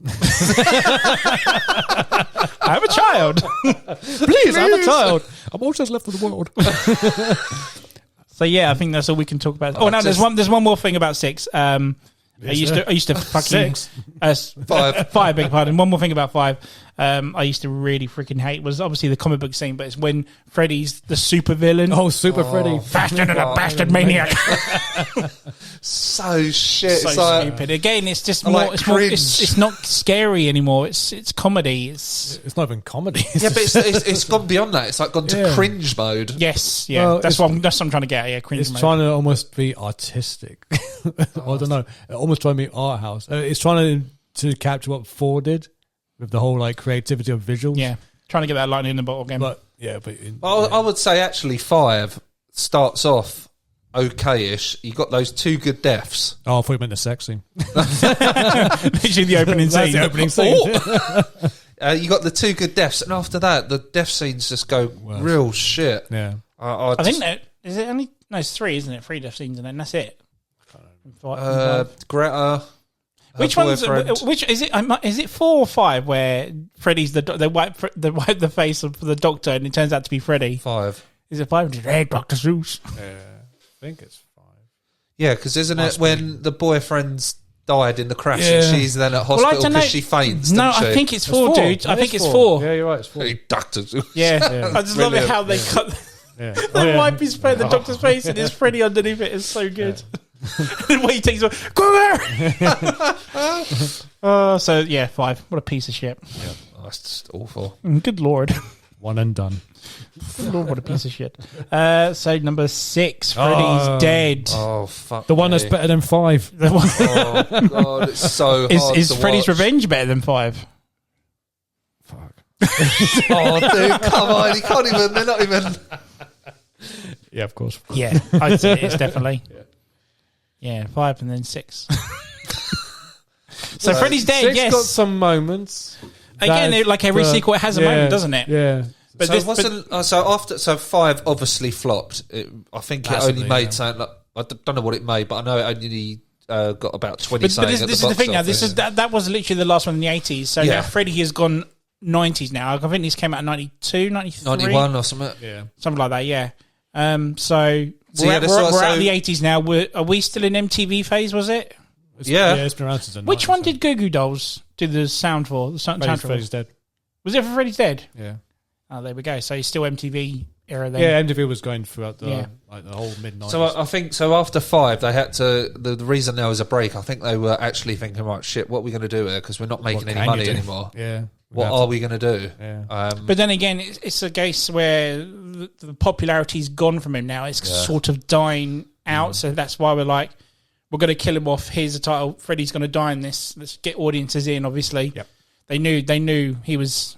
The popularity was going from your bastard maniac of a pedo. Yeah, exactly. It's like, how far can you go? How many times can you bring him back? And then, like, how are you going to do it? And then it's like, how many death scenes can we do? So it's like, So, call it a day. I just find number 6 just really strange, though. Again, it's just, I find it hard to watch. It just doesn't seem to make any sense. How is this the only person? What in the whole country hasn't thought, what the hell's going on in this town where there's no kids left anymore? It just doesn't make any sense. Who is the kid at the beginning, though? That's never established, is it? No, he's just the random last remaining person from Elm Street. Or he's a guy with amnesia or something. Or he's like, there was something to do with him being homeless. And then, like, he literally woke up one day in Elm Street. And then that's when Freddy says, oh, you got to. He puts him in another town, doesn't it? That's it, yeah. But Freddy can't get into that town for some reason. I don't know why. I don't know how he got that kid to come into town. Because are we talking area codes where you can't go outside Elm Street? Well, but it's called Springwood, so can Freddy only kill on Elm Street? I mean, it makes no sense. But every town has an Elm Street. Which was the quote from this film, wasn't it? Well, it's actually a really good quote. Because there are lots of towns in America called Elm Street. It's not just one place. There's loads, apparently. Yeah. So he starts off on a plane, I think. But this is where it gets completely stupid now. Like, he falls out of the plane. He sees Freddy Krueger as the Wicked Witch of the West. It's like, you can clearly see what you're in for at the start of this film. And it's a comedy. Yeah, and it's like the cover for it, the box art and whatnot, made it out like it was back to its horror element. And then straight away it was like, no, we're not. The start of the film, you'd think, right, we're trying to get Freddy fans back. Yeah. Yet we put a scene like that in. I wonder back then, if I was old enough to go to the cinema, I think I would have walked out at that point. Even that kid's death. I mean, later on in the film, spoiler, he dies later on. But even his death scene later on is very cartoon-esque, and it's tame. Like the way he pushes the pins on, like Wile E. Coyote or something. That was meant to be exactly that. Yeah, was it meant to be? Acme, okay. innit? Yeah. Words can't describe it. Again, hey, you forgot the power glove. Yeah. Oh, now I'm playing with power. But then again, the makeup again looks more rubbery. It doesn't look burnt at all or anything in this one. It's just. And is it Lisa Zane? Yeah. Oh, she's such a shit actress. And the other girl in it she looks really weird in that documentary you lent. Oh, the woman, the blonde girl. I can't remember her name now. Is it Leslie something or something like that? Yeah. She didn't do anything else really after that. No, she's just awful. I just think all the characters. This has got the dude from Alien in it as well. Yeah, Yvette Coe. Oh, Yvette, that's it. Yeah. Is he the guy in Live and Let Die? Yeah. Ingenious. Your champagne. Shall I open it? Shall I open it? Oh, brilliant. How do we go to Live and Let Die from this? From Freddy's Dead, of course. Oh, God. Oh, fuck's sake. Don't start again. This isn't Jimmy and Bimmy again. So anyway, yes. What else is it? Yeah, just the death scenes are so over the top, especially like Tim said with the power glove scene. Yep. And then, like we said, that used to scare me. Again, going back to the back of the box art, you could see there was a picture of him, and you couldn't see it very well because obviously pictures were crap on VHS boxes at the time. But it looked like there was a spider coming out of his ear or something. Right, but it's obviously not. It's like an implanted... Like three fingers like gripping into the skin. Yeah, it was like an organic hearing aid, wasn't it? Yeah, that's right, yeah. And his death scene's pretty... Yeah. Again, cartoony, but it's fucking... Yeah, it's... It's hearing from your cuddles. when he gets the... what do you call it? The chalkboard. It's so comical. Yeah. It's just like... It's almost like taking the piss out of itself. It is. It's a parody. It really is a parody. If only it was advertised like that. I mean, if you look at, it probably was in the trailer. You know, I don't remember the trailers for it, but the poster I remember it was just the white background. It was just his glove, his jumper. That's right. Yeah, it's quite a serious cover art. That's quite a serious tone. I was just like, right, is this dev scene? So it's almost like a memorial sort of like poster saying like, right, this is going to be almost like a tribute to all the films. I was like, okay, and they're going to go all out in there for that, yeah. And 3D as well. I was going to touch up on that at the end. So we got 3D at the end, and we also got a backstory from Freddy himself. And he dies the same way as the first movie. Yes. Technically. I was like, right, so that's your dev scene, the first movie again. So they copy quite a lot from the first film. Yeah. They bring him out of the dream, don't they? Yeah. Into the real world. All right, so this is what I don't get. So she burns herself on, was it a stove or something in this one? And and she wakes herself up. Yeah. Right, so if Freddy stabs you, why wouldn't you wake up? Yeah, exactly. I guess it's self-inflicted. I guess that's the tone. I don't know. There's kind of like a bit of a plot hole there they've just created. I know Nancy does it in the first movie. She puts her... But it's the first movie. The rules are being established then. It's a case of how deep you sleep, though, isn't it? Yeah. I guess, yeah. Yeah, because... REM sleep, is that the thing? Yeah. Because in, like you said, reference in the first one, she's put under sleep, isn't it? So to wake someone up like that is very difficult to wake someone up from highly medicated sleeping medication. Yeah. But no, you're right. I mean, like I said, Tim's brought up the 3D element to it again. This was another thing that was pushed. Wasn't even proper 3D at the time, wasn't it? It was the red and blue or red and green. That's all they had. 3D at the time, wasn't it? Yeah. Another thing to obviously sponsor the film and get people in seats, wasn't it? So yeah. I couldn't watch the ending 3D. I tried it the other day. It's bad. And just, I don't know if it's because of watching it on a if they've done it with the update 3D, it might actually look bad, the update, but this is like some of the greens are literally like my eye was killing me. I had to turn it on. I just couldn't watch it. You know, it's like Virtual Boy. Yeah, true. Yeah. It's that red and black Virtual Boy. Having a seizure. Yeah. But like you say, the way he dies is tame, isn't it? Yeah. It's Before we go into that, we'll just dive into his backstory quickly, which is obviously we find out that Freddy had a daughter, which is the protagonist in this film. And who is Freddy's dad in this movie? Alice Cooper. Sure is.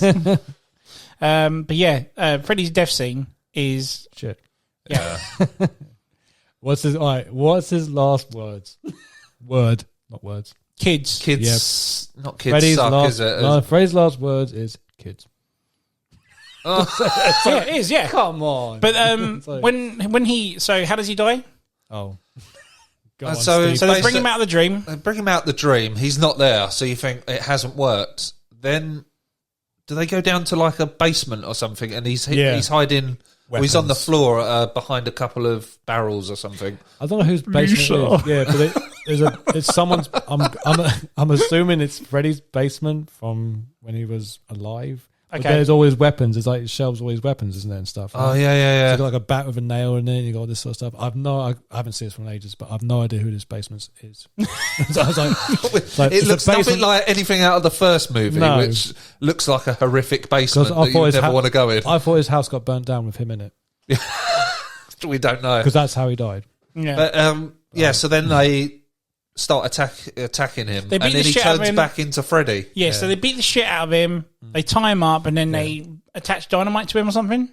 Well, stuffs a pipe bomb in him. A pipe bomb. That's it. But before that, she breaks his fingers. And then he says, "I forgot how much it hurts to be human." I'm like, if he was human, and then you'd be in extreme pain. Exactly. Yeah, you would be extreme pain. But he's just like, I just don't get. He's been brought back into the real world. Yep. So he's now. Yeah. So he's got. He's technically like Freddy before he was burnt at that point. Yep. And then suddenly he turns back into Freddy burnt. Okay. Does he? I thought he was burnt the whole time. No. At the start, when she's talking about like, hi, Daddy, and all that. Yeah. No. When he gets up off the floor, he's like Robert Englund. I honestly don't remember. It's been a while since I watched 6. So. Oh, yeah.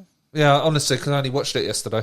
There you go. We'll take your word for it then. I guess you're right. Yeah. Oh, yeah. I'm still getting over it.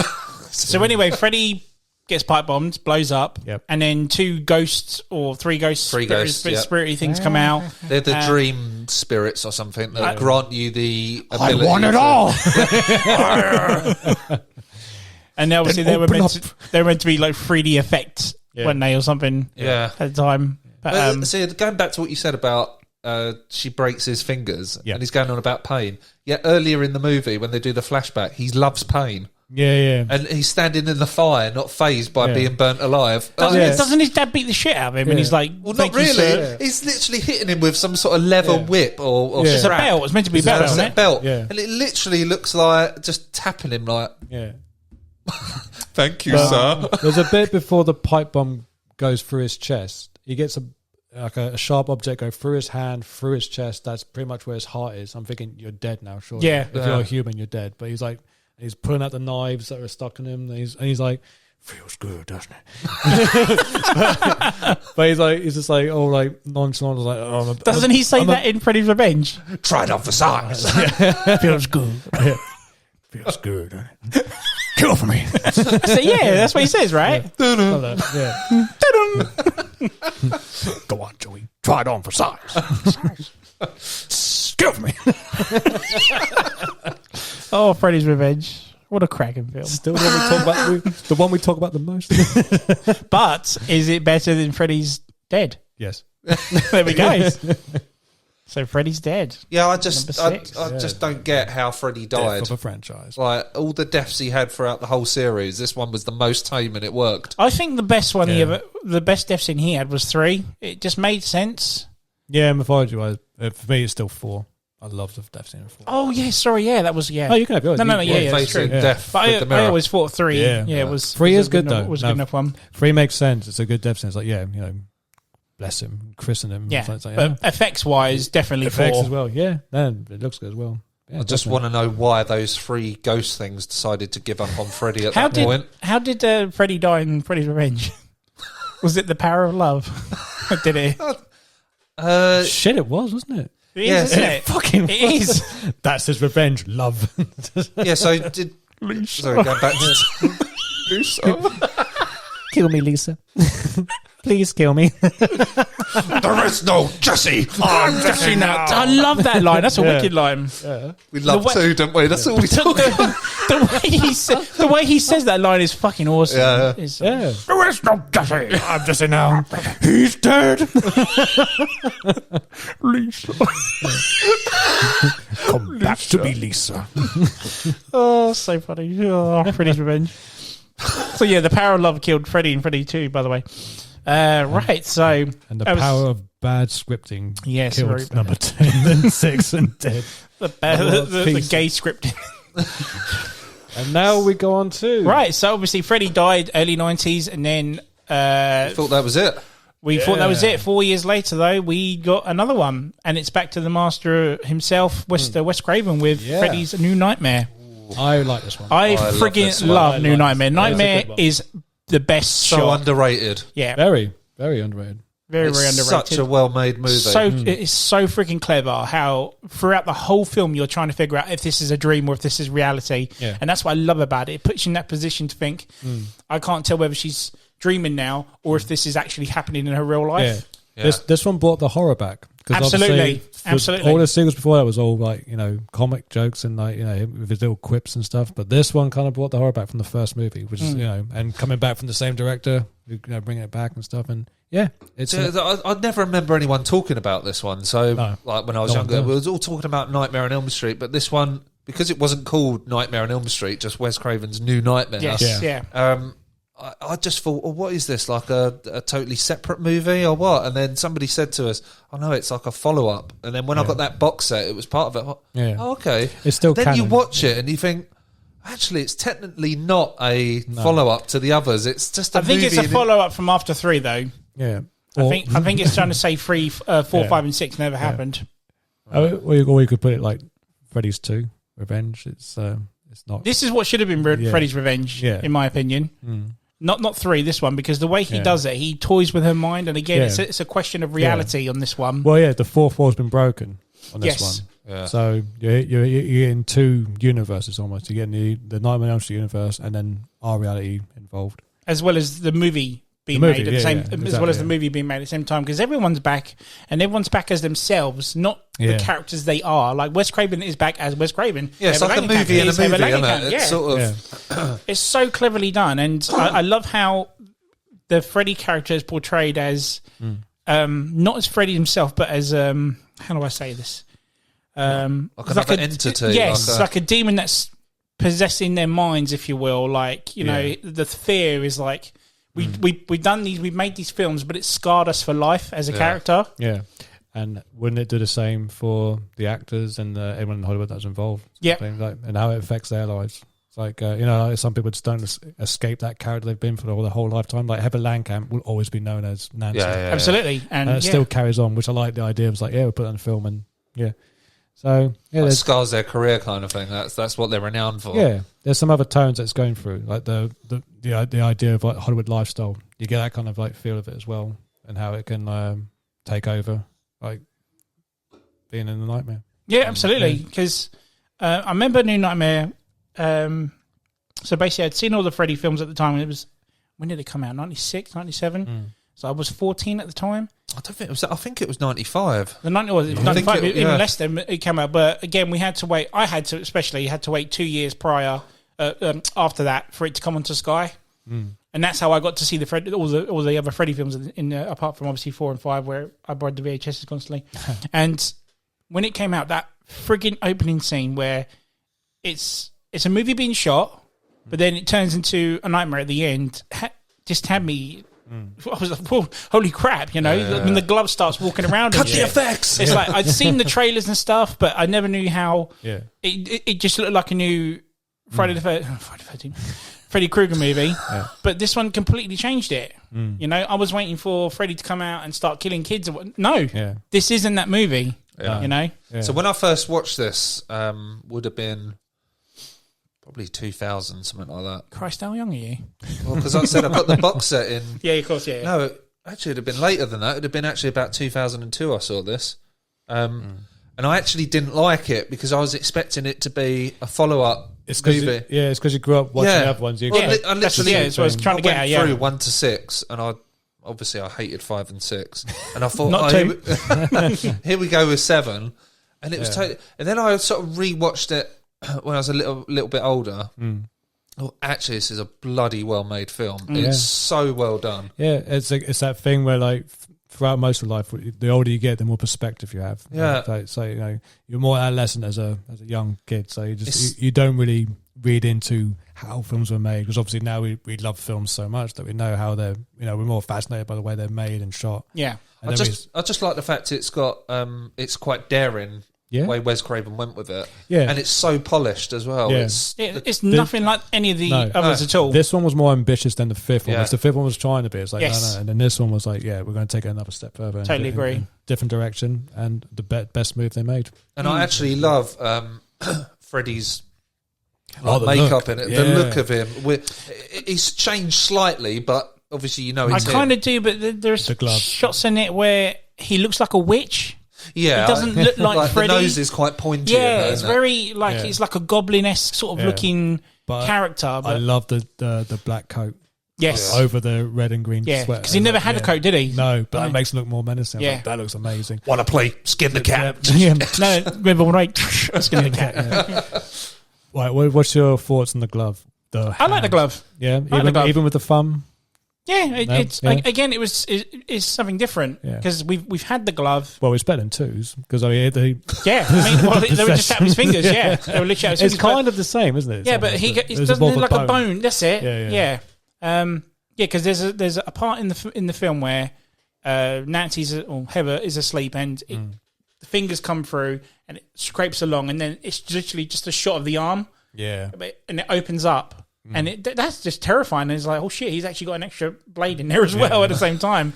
Never noticed that. Yeah. But again, it's so incredibly well done. There's a shot in the movie where, towards the very end of the film, Heather's realised she has to play Nancy to defeat this version of Freddy. And there's a shot where Freddy's in the bed waiting for her to say, "Okay, I believe you now." You know, and then he just gets up. Gets out of the bed, and there's a shot literally straight after he gets out of the bed, and it's a shadow effect where Freddy has got his glove up, and it's very Nosferatu-esque looking. I think that was the idea. It is an incredible shot. It's one of my favourite shots in the Freddy series ever. And then the camera pans down to where Robert Englund puts his glove right in front of the camera and then ping, it's like, holy crap. That is so friggin' awesome. Yeah. I absolutely love that shot. Yeah, sound effects are great as well. Yeah, brilliant. And even because there was like during the film production, there was an earthquake that happened in LA or something. Yes, that's right, yeah. Yeah, and then Wes Craven used that. It's like, you know what, we're going to shoot that. Yeah, isn't it like the news reports in that film or something like that? Because obviously you get that scene when like the earthquake happened and there's like, the debris of crack in the wall caused by the earthquake. Or was it his claws? Yeah. But again, I think that was literally just added in just to use footage to get the earthquake like footage of like all the debris. Yeah, because it's real. That really did happen. Yeah, makes sense. As like production value. Yeah, why not? If it's there, use it. Yeah. So, but like Heather Langenkamp or Nancy, she like has that when she's looking at Freddy. She's throughout the film as it goes on. She's kind of like unsure of what is real and what is not. This is what I was getting at. Yeah, and like you can see Robert Englund. He's doing a painting. He's terrified. And like he comes across Mr. Nice Guy as Robert Englund, and then you can see there's this slight change in him, isn't there? Where obviously the real Freddy is like coming into him, and he's like, And this is what I was going back to when I was saying about Wes Craven in it. Being himself or whatnot, and she goes to see him in a scene, and he obviously, you know, there's one thing you have to make a choice, whether you have to want to play Nancy one last time. But then the camera pans to his computer, and he's literally reading the script, so the film is within the film. It's just genius. It's just such, like Tim said, it's ambitious, it's different, and it works so well. But it was like the one of the worst box office ones at the time. It didn't do a box office, but critically acclaimed. It got a lot of critical praise. Yeah, one of the things reading just stood out was, thank God number 6 wasn't the last movie. Even though this is like a different movie in itself, it's thank God it isn't. It's not a resurrection almost. No, it's like a nice homage. And, it's a spiritual sequel. Almost. Yes, because that was always the thing that kept Freddy alive, was people's belief, his fear of him. It was almost like a kind of fan service film. Yes. I just wanted to like apologise for Freddy's dead almost. And Wes Craven was just like, you know what, this is like almost my tribute to Freddy. Because if it wasn't for, Nightmare on Elm Street boosted his career. If it weren't for that movie, he never would have done Scream or anything like that. So he's very thankful for Freddy Krueger, and I think this is his thank you movie. It's almost like a love letter to... I'm very surprised he ever came back, I never ever thought in a million years he would do it. No, definitely not. But again, I think that's why he did it. It was more of a love letter. Yeah, kind of like what Tarantino did with Once Upon a Time in Hollywood. Yeah, true. That was his love letter to Hollywood. Yeah, this is probably how George Lucas feels with how Star Wars has gone, and you can imagine him coming back because he's seen something he's created that was so good turn into something. Oh, look, Lucasfilm. another paycheck for daddy. Again, the movie has some cracking shots in it as well, like the scene where Heather's trying to get past through traffic, and then that big trucker, and she goes underneath it but ducks under it. It's such a cool scene. Okay. Favorite quote. Cut that evil out I was about to say, I was literally about to bring him up. Oh, yes. Cut this evil out of him. Cut this evil out of him. Yours is obviously Skin the Cat, isn't it? Yeah. Mine's Cut this evil out of him. It is deadly. Can't even think of one, actually. What other ones is there? I do like the point. There's a scene where it's short and simple, but there's a part where Heather's on her own. Again, thinks she's dreaming.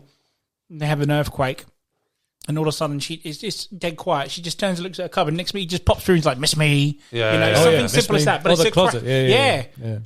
But it just comes at you. He doesn't have many one-liners. No, not in this one. No, I'd say only like towards the end it gets a little bit like comic. No, I've got one. Pick a pet for the Rugrat bitch. Oh, yeah.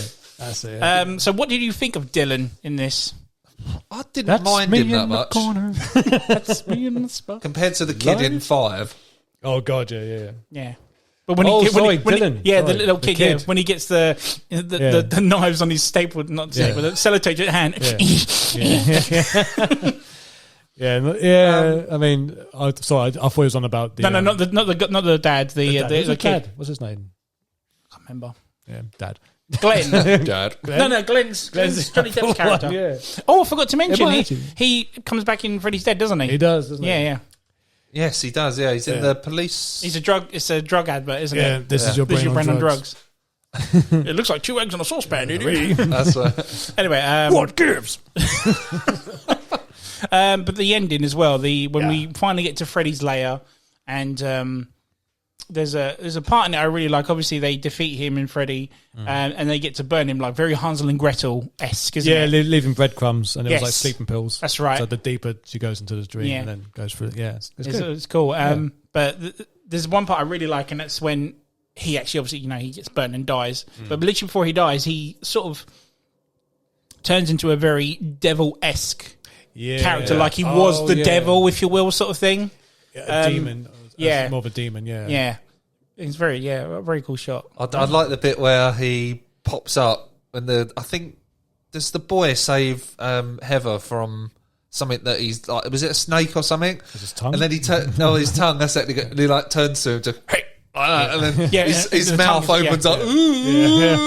See, that was the part I think that literally ruined it for me. The film was very serious and straight, and I know it's the dream world and whatnot, but when that happened, I thought this is getting a bit too stupid now. Like when the mouth proper opens up, and he like puts trying to eat him. It's just that was eat you up. Yeah, that's it. That's the part I thought. That's the part I thought ruined the movie for me, anyway. But. Yeah, a little bit too comic.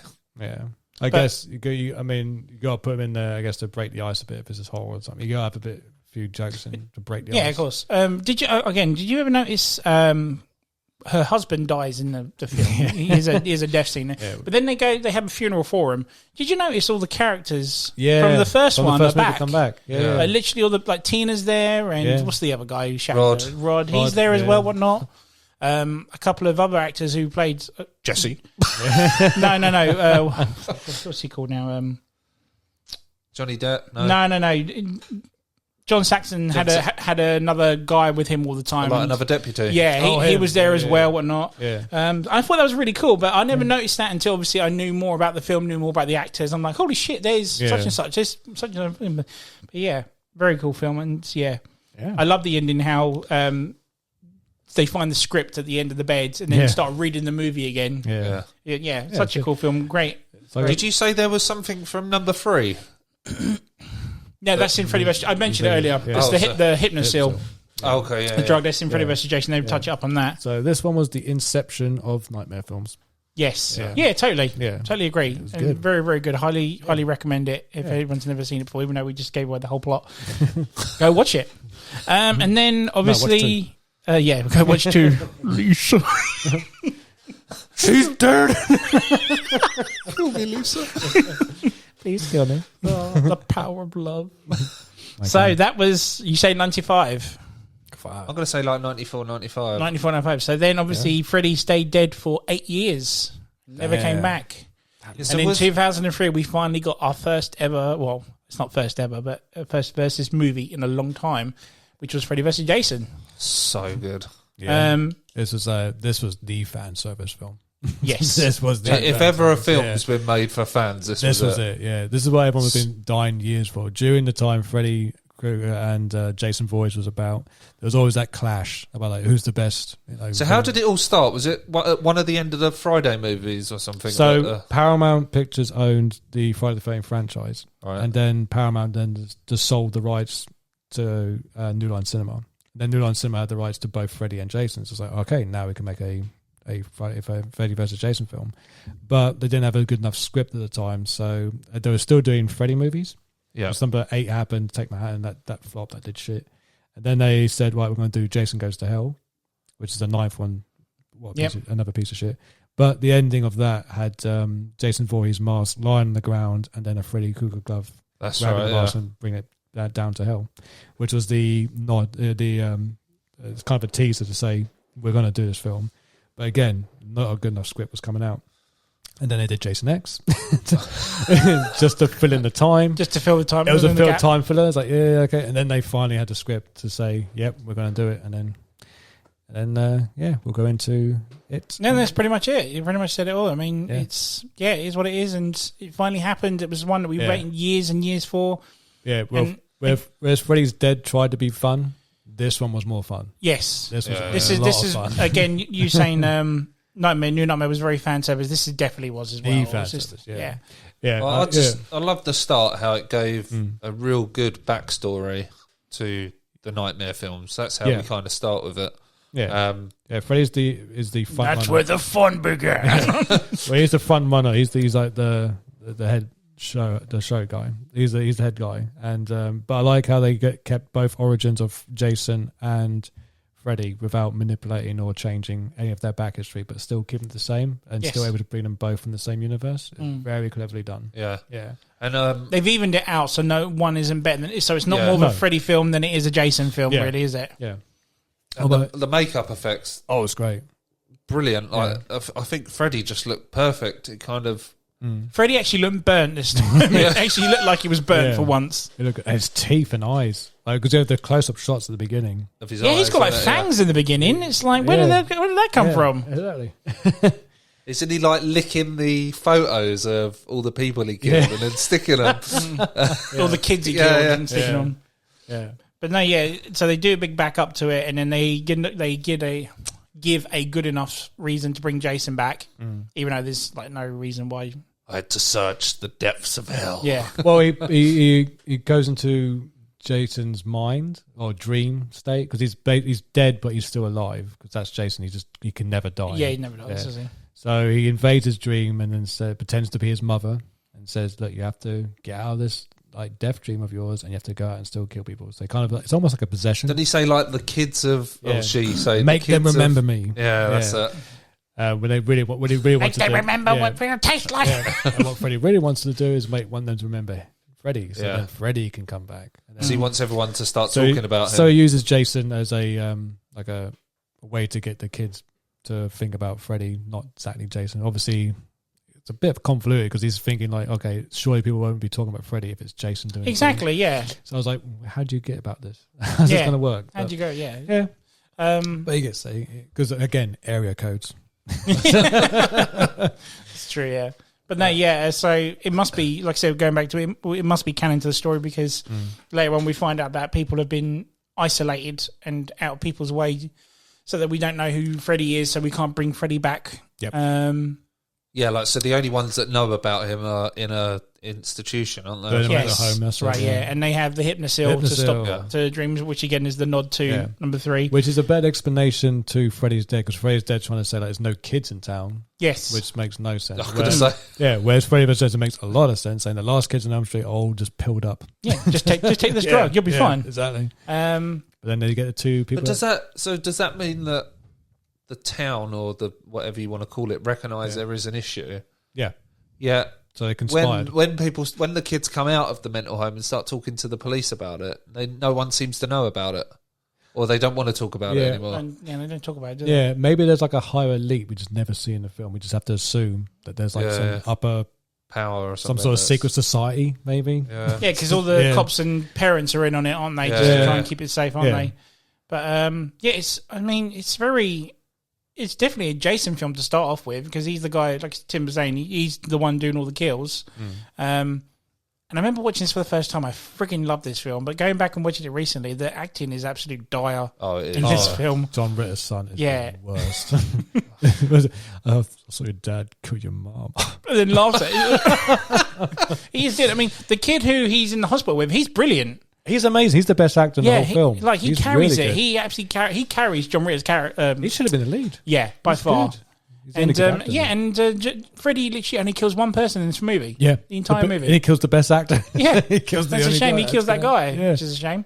But there's a continuity error to it where Kelly Rowland's character gets her nose chopped off in a dream, but somehow still manages to keep it when she wakes up.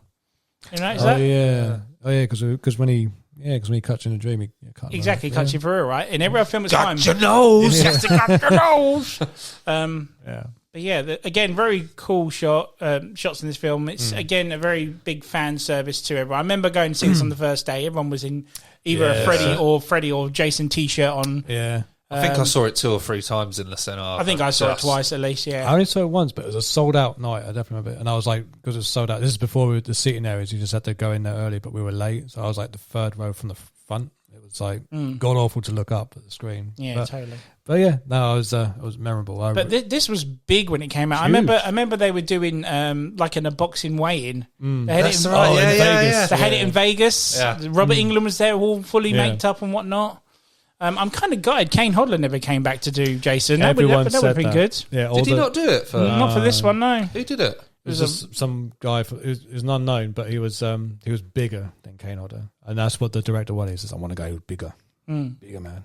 I didn't realise that. Yeah, completely. Yeah, it's a shame. They go to town on each other when they fight. Yeah. I mean, there is It no is a holding. fucking There's awesome blood scene. everywhere. I remember seeing that for the first time. I was, oh my god, this is amazing. It's just, it just kept coming, and they were beating the I mean, Freddy does a lot of the stuff, but Jason. So, like, I thought, like, when Freddy does his comedy stuff, it works against Jason because you've got this greater power, and it's kind of funny seeing another character get the better of him where no one ever has in a. Absolutely. And it's like, does he make it rain, doesn't he, in his nightmare? And then he's like a little kid again. And all this. So you are afraid of something. Now there's a face only a mother could love. You ugly little shit. But no, It works. the dream sequences are very, very well shot. Yeah. I love the whole red if it's Freddy or blue if it's green versus where Jason does it as well. That element to it is very well shot. Credit goes to Ronnie Yu, the director. Yeah, absolutely. Stellar job. Yeah, definitely. Because he's a Japanese director, and he did was it some martial arts film? I can't remember what it's called. Fearless. Is it Fearless? No, before that. Was it? He done 51st Day. I love that movie. Yeah, that was actually. This is after. There's a film he did before that. I can't remember what it's called. It was like some of the Ghost Ninja or Ghost Warrior Ninjas. I can't remember. It's not the one with Forrest Whitaker. No, it's a natural Japanese film. Oh, sorry. Yeah. Okay. So it's a Japanese film he did before Okay. versus Jason. That's when they got him to do it because I think he did Bride of Chucky first before Freddy vs. Jason. Yeah. And then they said, okay, he did a good job on that, and then do the same for that one. But yeah, no, if you watch it, it does feel like a Japanese martial arts film. The way they fight and the way the camera's always like zooming in and out, it's all crazy and This is a rave, not a Halloween party. I just love how Freddy's like constantly jumping on Jason because he's like he's so fucking tall. It's unreal. Yeah. But I remember Tarantino going to see this. He friggin' loved it as well. He was pissed off about that scene that was cut out. The scene where she says, "Place your bets." Yeah. Which is in the trailer, but not in the movie. But not in the movie. She says Freddy versus Jason, place your bets, and then he apparently kicked off that it wasn't in the film. I wonder why they cut that. I don't know. It is a bit cheesy though. Considering the film cheesy, but I think it works in this movie. You're not going into it thinking it's going to be like a serious. She was so fucking annoying, that lead. Anyway, the way she always like this, and I want to see him. Just shut up, Lindemann. The director one was like, "That girl could scream. She can break glass." Yeah, exactly. I was like, So they have the big fight at the end. Yes, over the top and very hugely fun. And so over going the top back, the one scene I didn't like was where he's smoking a spliff, and then that worm caterpillar comes out. Yeah, it looks so shit. Jason Mewes ripoff. Yeah. I don't know if it was a ripoff. But it was obviously meant to be.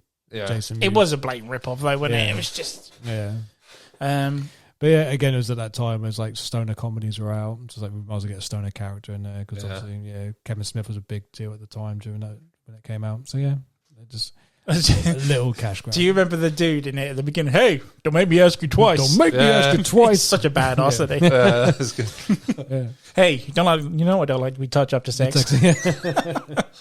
His death scene's awesome. Oh, well, yeah. He gets bent back. Out of all the human death scenes, that's the best one in the film. Which one? The fold. The fold in the bed.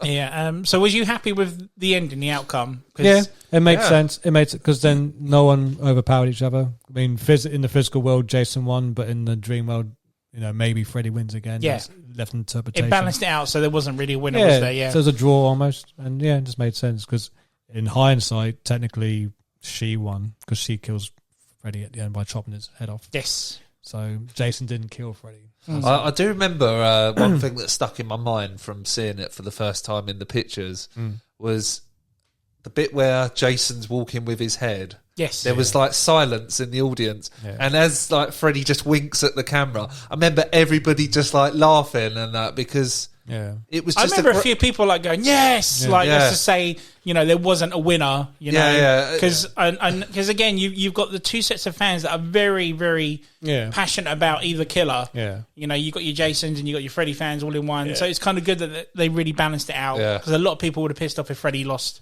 Yeah. It just gave it that little wink that you're never it's going not to over beat. yet. Yeah. At the end of the day, it's a stupid film, but it's so much bloody fun. But the you always do that technicality things like, well, who did better? It's like, well, Jason killed like 11 people. He only killed one. It's like, doesn't matter.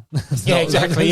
Doesn't matter about who won. Yeah, absolutely. Freddie brought Jason to this place to We do don't the care killing. who. It doesn't matter who won. We just want to see the fight. We just want to stand. The fight was great. Literally just that in scene, and That's what you wanted to, wasn't it? And it paid off, in my opinion. Yeah, definitely. Did you want to talk about the original ending quickly? Oh, the Freddy wins kind of ending where he takes the girl. Well, what's his name? Jason Ritter's son. No, not the filmed one. The one they were going to film. Do you remember? Oh yes, the where they both go to hell. Yes, and then they meet Pinhead. Yes. Oh, I heard about this. Yeah. This was that was the original intended ending. That would have been good. But they didn't get the rights to Pinhead, obviously. No. Who's Pinhead owned by? Like Hellraiser, is that?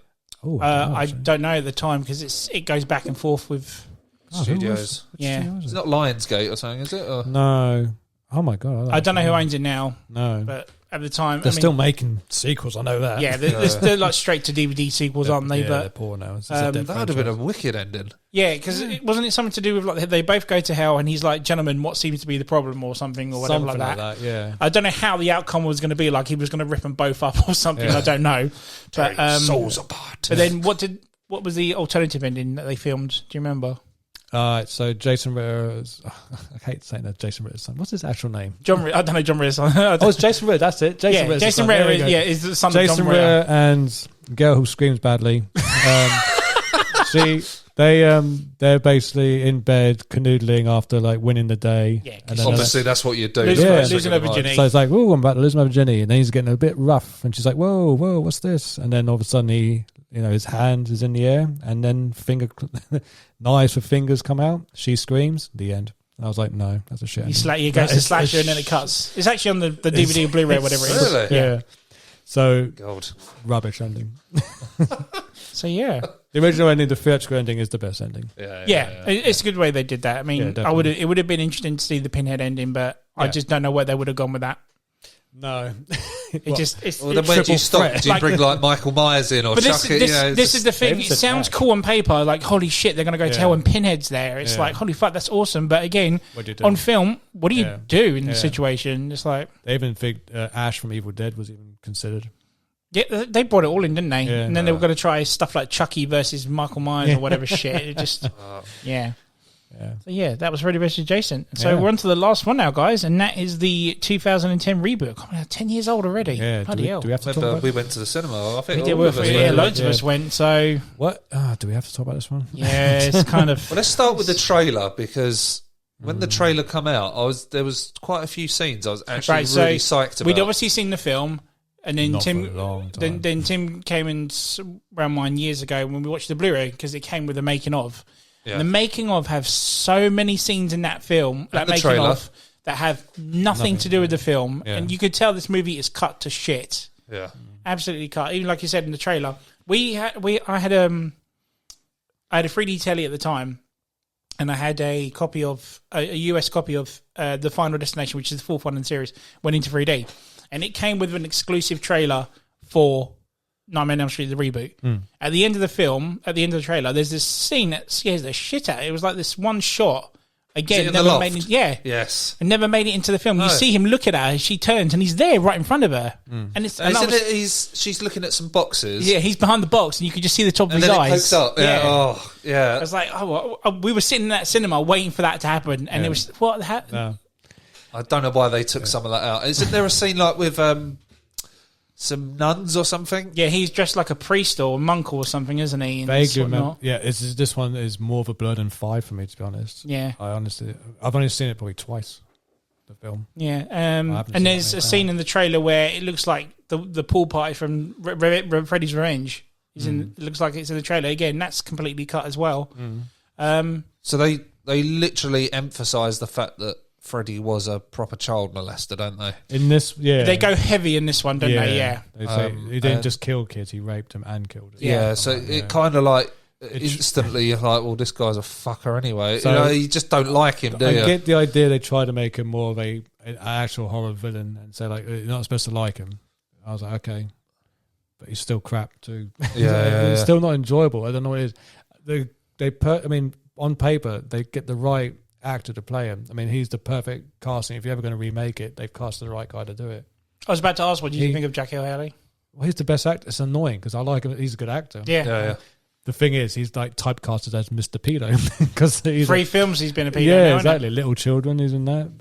That's a brilliant film. It's a great fucking movie. I mean, I love that scene where he's running through the factory construction place and the parents are chasing him in the cars. See, this is the issue with this film. It's that it is brilliantly shot. It's done by a music video director who knows how to shoot a film, but cannot, bring it Stitch it together properly. Yes, and I mean, I love the opening scene, how it's very red, green-esque, and how they, get the kid to stab himself and whatnot, sort of thing. Very different to that. But then after that, they were just recreating the old scenes, but all CGI'd. Yeah. And I just didn't like that bit. When they surround him in the building, and they're like, "I know you're in there, Kruger," and all this, and he's like, "I don't know what you do. I haven't done anything," and all this. You think, well, that's not Freddy. Why would he be on the defensive like that? I don't know, like trying to make you sympathise with him for a bit. It just doesn't work for me. I don't know. I'd rather sort of know less about it in a way. I don't know. I like how they changed up differently with the glove when he keeps going with his fingers. Pretty cool. I like the scene where he's going along and the sparks are flying. And that's what I'm saying. There's so many good things like, but he's a great, again, going to Tim saying he's a good actor, but he's too small to play Freddy. Yeah, it's like no screen menace. Yeah. And I remember years and years ago, when the first trailer come out, and Freddy only has one line at the end of the movie. At the end of the trailer, and it's like, oh, this one had one little bit. Yeah. And I remember someone put a comment on YouTube, because it was obviously the trailer was on YouTube, and someone said, Freddy sounds like he's just burnt his tongue on a hot potato. And I was like, holy shit, he kind of does, really. Yeah, even the makeup looked crap. It didn't look burnt face. I think it was that they had that CGI cheek. Yes, yeah. We could see the ins. I was just like, like some of it was normal makeup, but everything, it's it's a shame. I mean, Nancy herself was bland and boring. It was Rooney Mara though. I know she was not famous, but that was like there's like a breakout role, wasn't it? And she's fit as well.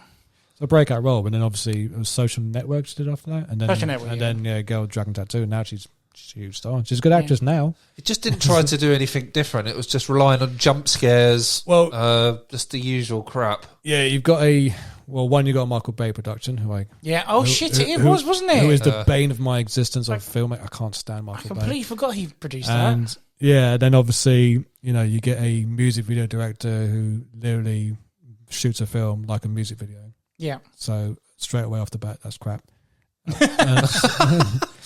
So there's no ambition. There's no passion in this film. This is a paycheck movie. Get it done quick quickly. Cash grab. Yeah. You're selling a product by name and not by the actual product itself.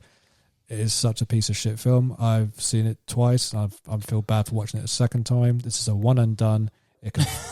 Never again. It can fuck off. You can't see it at the moment, guys, but Tim's getting proper red faces. More he goes into detail about this.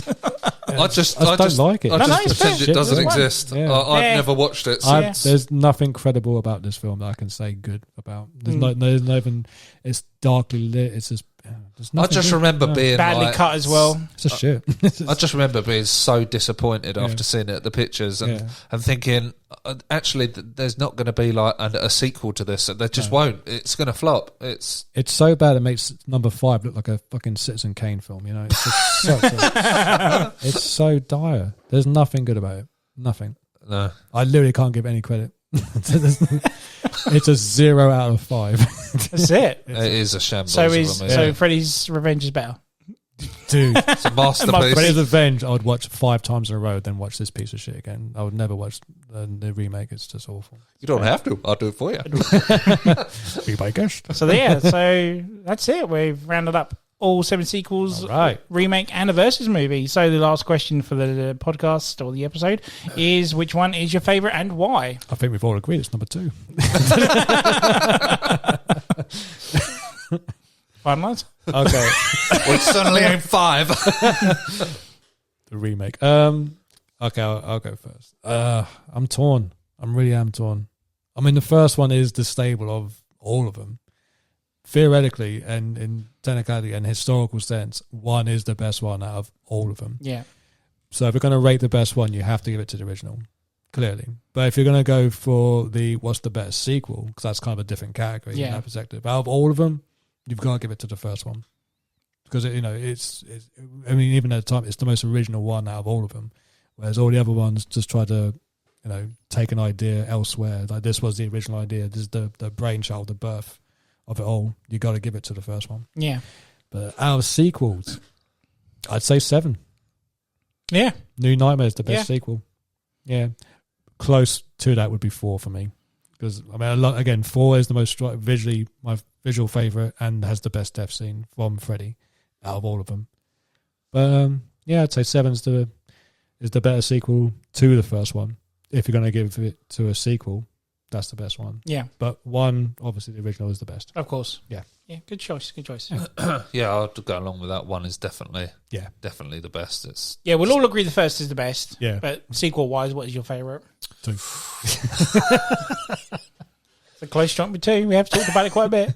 We've talked more about 2 the first. We've barely talked about the first one, and yet we're saying it's the best one.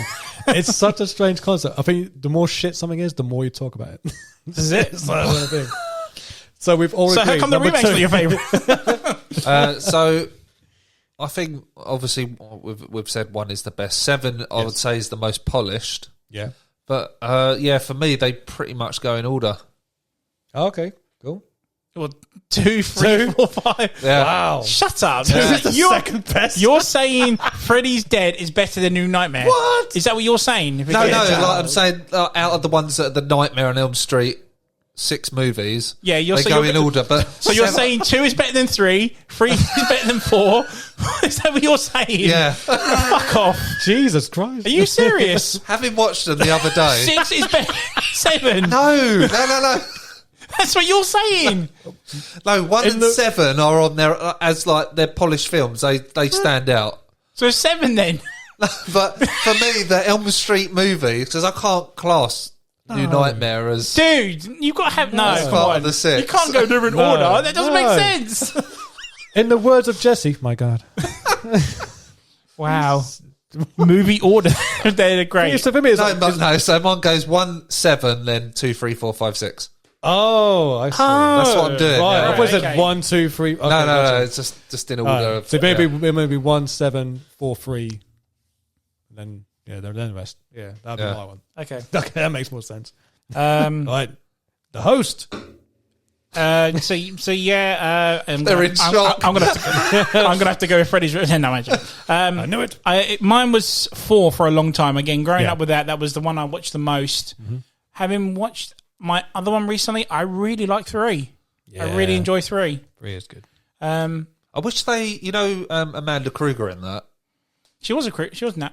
Yeah, why didn't they carry that on? Because I thought she played. They They did number 5. Yeah, but not 4. Why didn't they carry it over? I don't know. I don't know. Honestly, Yeah, It's that's like the they thing. forgot about her for one movie and then brought her back for the next. It kind of 4 is the style of a substance movie. yeah. Yeah, 3 for me just has everything. There's even parts in that I cringe because the puppetry thing I can't look at.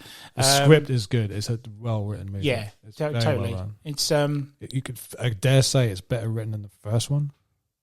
Would you dare say that? Yeah, Other than its because you like the originality. characters more than the guys. There's in more the first character one. development. Yeah. In the third one, but obviously the first one is unique for what it is.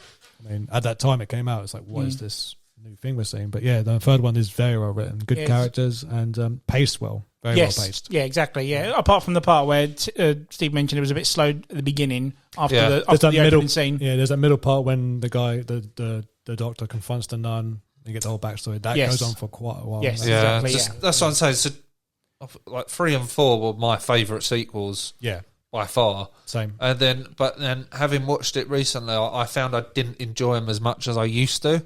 Yeah, I don't know why. I just found 3 really slow paced at the start, and I was like, God, I swear it picked up quicker than this, but then it gets awesome.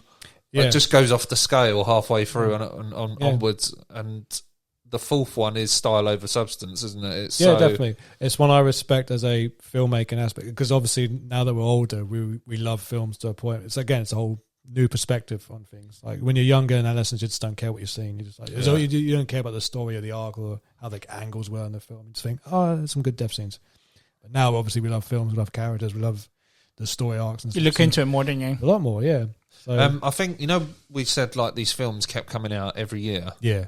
You can tell rewatching them, there's some bad editing. Rushed. Where it's been literally... 4 was rushed. I mean, even like 2, 3, some of it, they're like talking. Literally, the conversation stops and instantly cuts to a night scene. Or like, nothing seems to flow like overly... Yeah. And it's obviously it was rushed. It was like, you've got to get this film out by blah, blah. Isn't the third one the longest one? It's like nearly 2 hours. No, New Nightmare is the longest. Sorry, yeah, you're right, yeah. No, yeah, so 3, so 1 obviously, then 3, but 3 is very on par with New Nightmare. I like them both very much the same. Yeah. But 3 just slightly more as to New Nightmare. Yeah. Is there any other films that still scare you, or what scared you the most? None. I don't think really? I don't think scared, but there's some parts that I cringe at. Like I said with Patricia, I get slit in her wrists and stuff like that. I can't do wrists, or the part where the other character gets puppeteered, the arteries, and all his arteries are coming out. So I can't. I get squeamish at that sort of thing. So squeamish definitely, but not scared anymore. No. So I think one, because I saw, like I said before, I watched one quite young, and that one did play on me so much. I used to have nightmares all the time about that film. But going on soundtrack wise, that scares me the most is New Nightmare. New Nightmare has a terrifying, absolutely terrifying soundtrack. If I was listening to that in a dark alley, I would shit my pants. Yeah. I mean, my original soundtrack to the first Nightmare on Elm Street, I think it was Charles Bernstein did the music. That's right. Yeah. It comes with a warning on the back of it, like back then, that if you play it on a certain sound system that's not to this standard, it'll blow your speaker up. Yeah. Oh, no way. Yeah, the bass, I think it was on like... And if you play it backwards, you get a message from Freddy. I think on 2 of the tracks, the bass frequencies would blow your speaker up, apparently. That's amazing. Wow. That's some Back to the Future shit. Yeah. Yeah, no, I never really got scared as a kid. I don't know. I remember. I mean, I was confused and fascinated by like monsters and stuff, like because I also watched Hammer horror films when I was a kid. Yeah, same. Yeah, pretty much all my films that my dad watched, I watched.